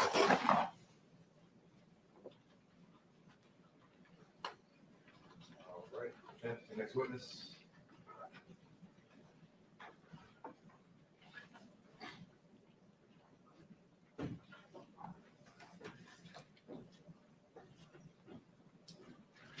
Next, I'm gonna call Keaton Taylor.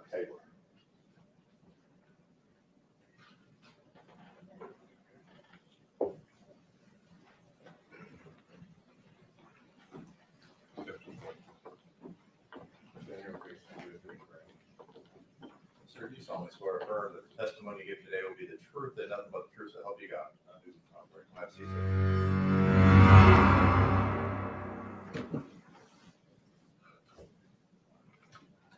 Proceed, John. Yes, sir. Mr. Taylor, will you please state and spell your full name for this court? Kevion Taylor, K-E-V as in Victor, E-O-N, last name Taylor, T-A-Y-L-O-R. And Mr. Taylor, what's your current occupation? I'm a pastor of a church and I'm an attorney. And you're licensed in the state of Mississippi? I am, yes, sir. And do you know a person by the name of Tyre Nichols? Yes, sir, I do. And how long have you known Mr. Bean? I've known Mr. Bean for about 7 years. Now, you said you're an attorney. You met Mr. Bean 7 years ago. Where did you meet Mr. Bean? I met Mr. Bean while we were students at the University of Mississippi. And at that time, how did you first come into contact with him? I came into contact with him when he wanted to join a fraternity on campus. I was a chapter president of that fraternity, and he was one of the applicants, and I got to observe him and get to know him from that point. And you said you got to observe him.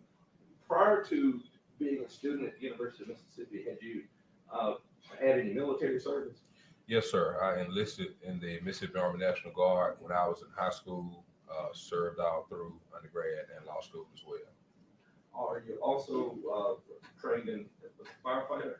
Yes, sir. I'm a certified fireman in the state of Mississippi. I joined the volunteer department when I was 15 years old, and then when I got to college, I joined the department in Lafayette County as well, and I served all through college. And so you've been in contact with people that have to serve as a team. Is that correct? Absolutely.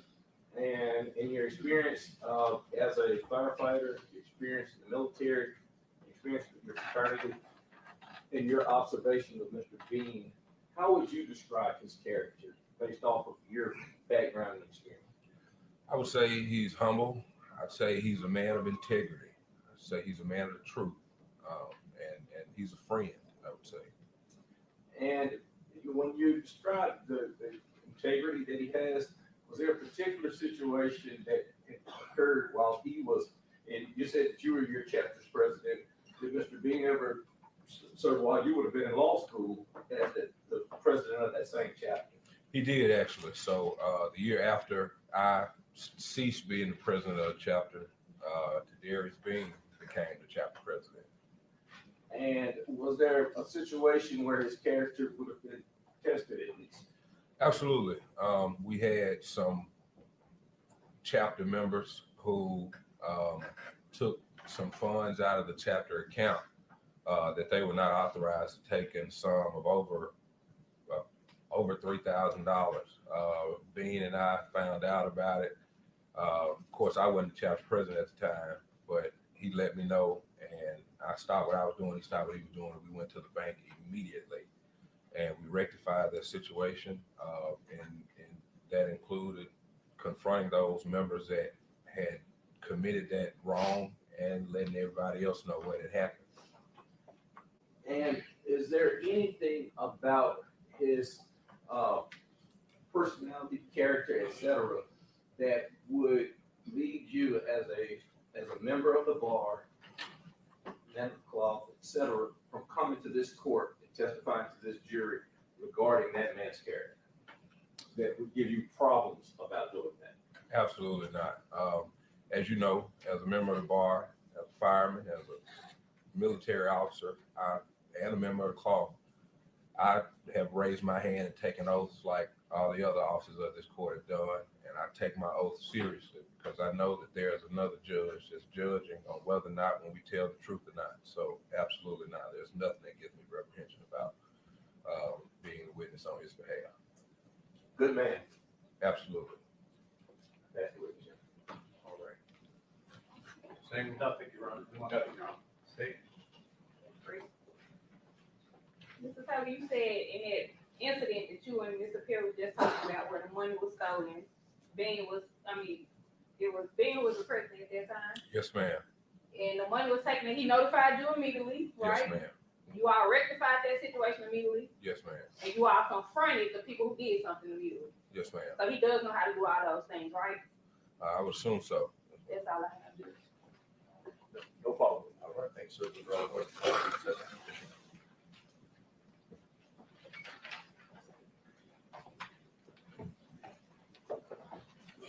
The court would call Mr. Brian McKinney.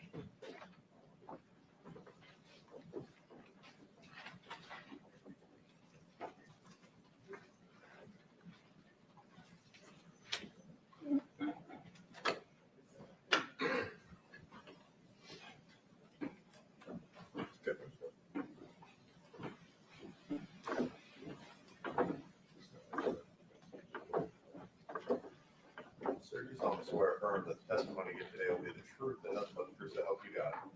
All right, that's you, sir. Proceed. Mr. McKinney, will you state and spell your full name for the court? Bryant McKinney, Bryant, McKinney, McKinney. Mr. McKinney, currently you work in corporate security, Yes, sir. I'm in corporate security leadership. and McKinney, did you go through the police academy with Mr. Tyre Nichols? Yes, sir. I did.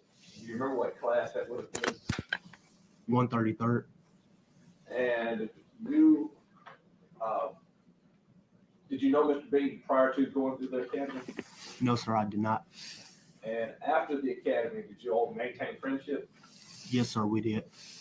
And in your experience while in the academy and subsequent to the academy, did you work with the MPD after coming out of the academy? Yes, sir. That's not gonna amplify your voice. The court reporters just recording it, so you don't have to. Okay. Thank you. Good to know. And you speak up well, just keep your voice up. Understand. You worked with MPD after coming out of the academy. Yes, sir. Were you all in the same precinct at that time? No, sir. And you indicated that y'all did go through the academy together. Can you describe Mr. Bean as a student in that academy? As a student in the academy, he was always prepared, always seeking to try to help people throughout the academy when we were doing physical fitness or tests or anything like that. He always just had a mild-mannered mentality and always kept a level head to try to just help others just be the best they could. If somebody came up and said, "Man, Bean's such a loudmouth, I can't believe it." Would that shock you? It would definitely shock me. Is Bean pretty quiet guy? Yes, he is. Would you consider him a serious guy? When serious matters arise, yes. There's a sense of humor, but Right, yes. I always got a sense of humor, though. did he take his job and what you all were trying to do as law enforcement officers to be at that time? Did he take that seriously? He did. He honestly did. He felt that the job was very serious and there was a need to kind of help keep the city safe and play his part in doing so. Now, when you came out of the academy, did you all keep in contact with each other? Yes, sir, we did. We're still friends to this day, right? Yes, sir, we are. Now, would you describe Mr. Bean as a person just kind of on his own program, or did Mr. Bean try to follow the book, a man by the book? Definitely a man by the book. And when you say by the book, do you have an example of how by the book Mr. Bean is? Yes, sir, I do. When he first gave me the call that he got to OCU, it was a great time for him because he got a take-home car as well. And during that time, he was having some vehicle maintenance issues, and he called me. He was like, you know, do you mind taking me to get something to eat? Because we stayed in close proximity. I was like, why? You have a take-home car. You know, he was like, well, no, we can't use a take-home car if it's not work duties. And so I had to go pick him up and take him up the street, even though he had a take-home car, but he was by the book no matter what it calls for. He didn't use his badge or anything given from the department to, you know, for his own benefit. So you had to run him, you had to go to his house, run him to the burger store or whatever to get a hamburger. And he had a car outside that OCU had. Yes, sir. And that's how by the book he is. Yes, sir. Is that how he's always been since you've known him? Yes, sir, until this day. Did you have any problems if you had to serve in policing the same way with him at this point, with him being an officer with you?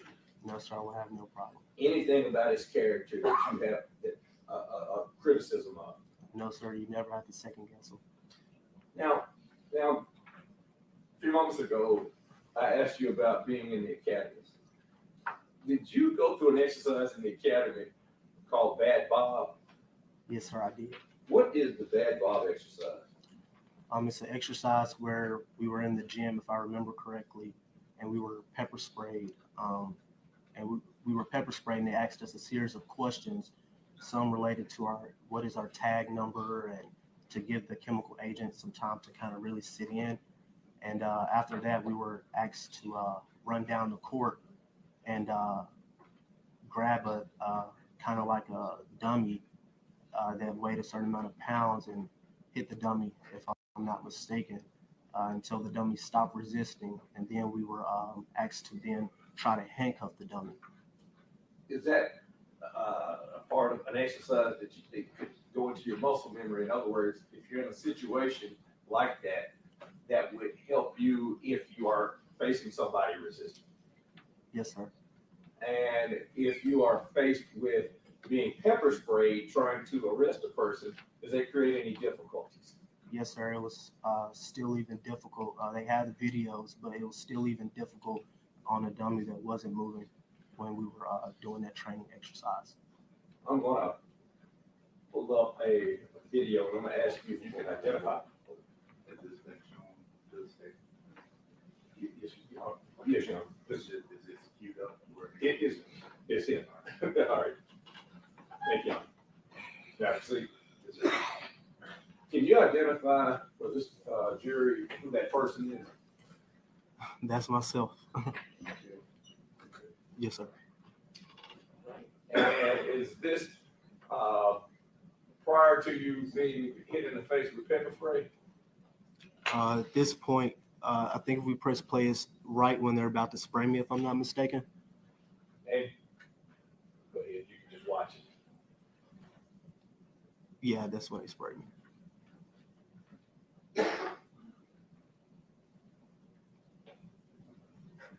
You cut the volume up.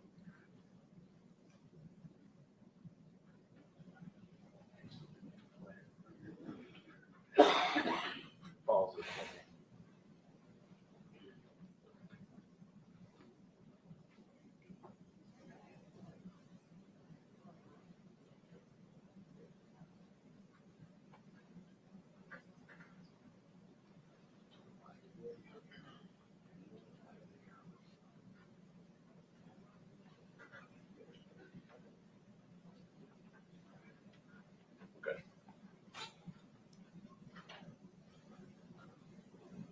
Little pain, a lot of pain. A lot of pain.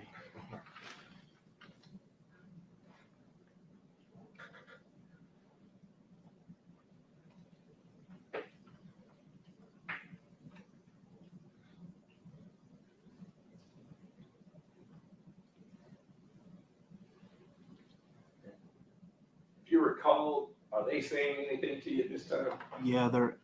I think they started asking me questions about my tag number, driver license number. Then they kind of told me to gather myself so that I can.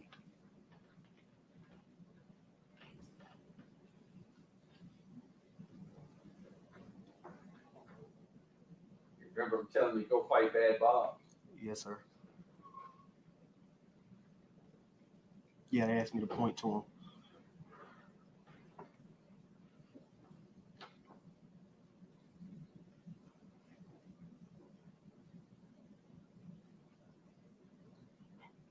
You remember what you're saying during this time? Stop resisting. Stop resisting, stop resisting. And the next person.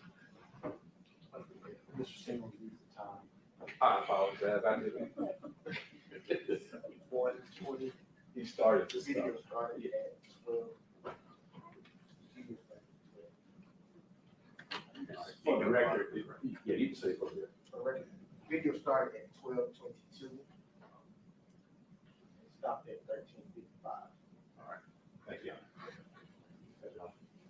Now, even today, that would have been what, about 4 or 5 years ago. Yes, sir.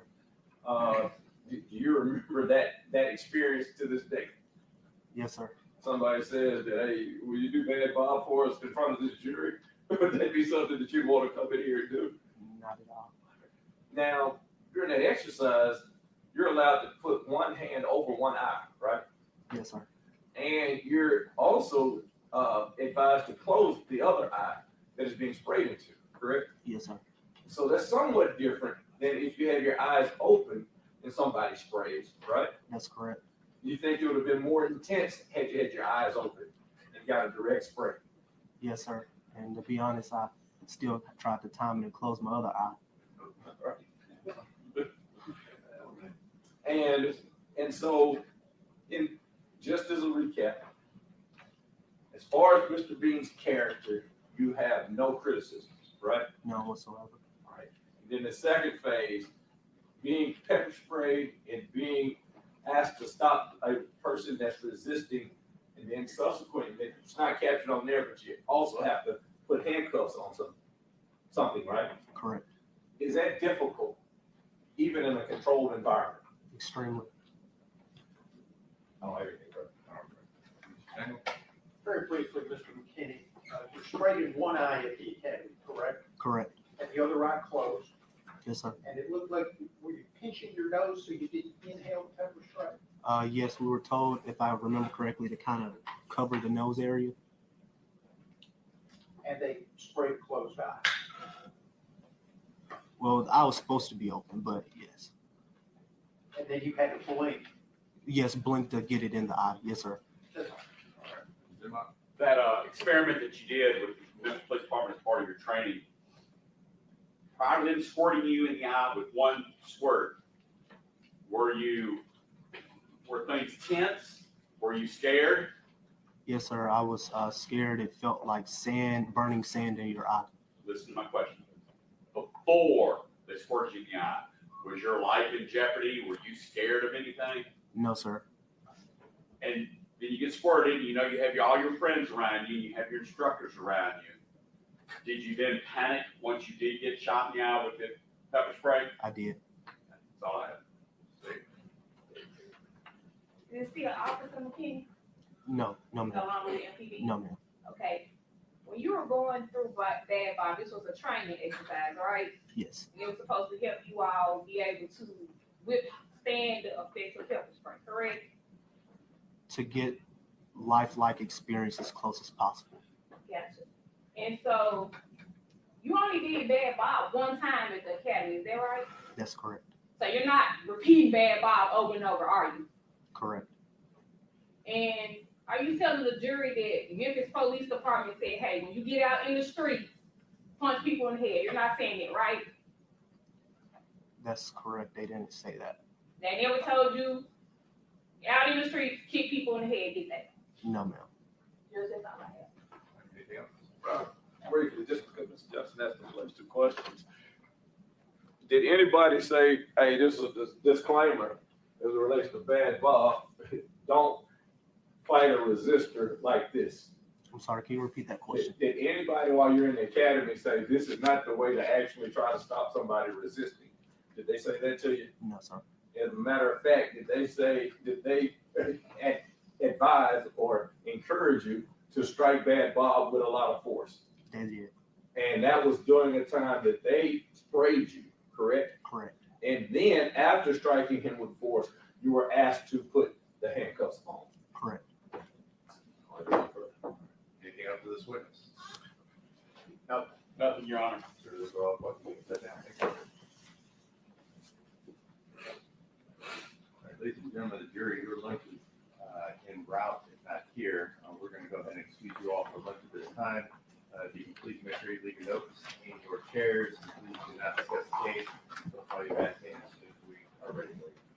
Sure, be experienced.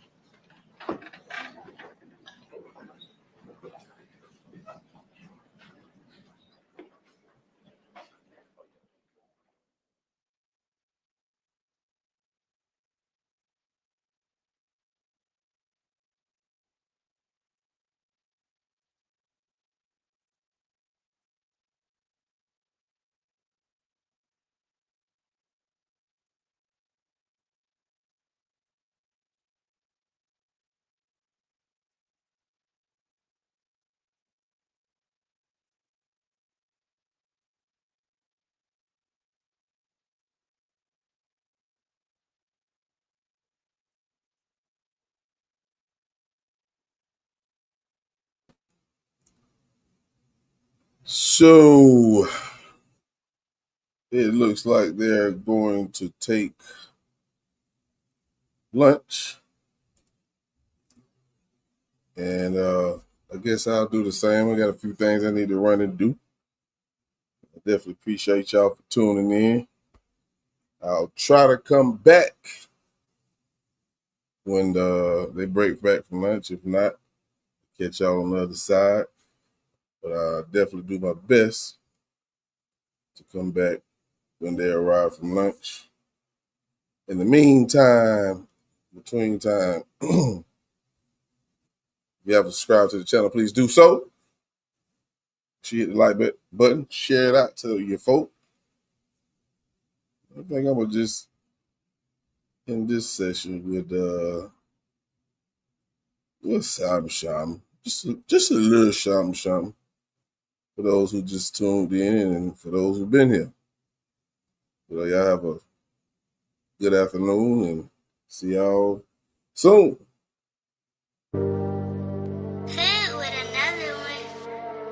Hey, Woods, let's go. This has been homie YJ, author. Black Roses, dude.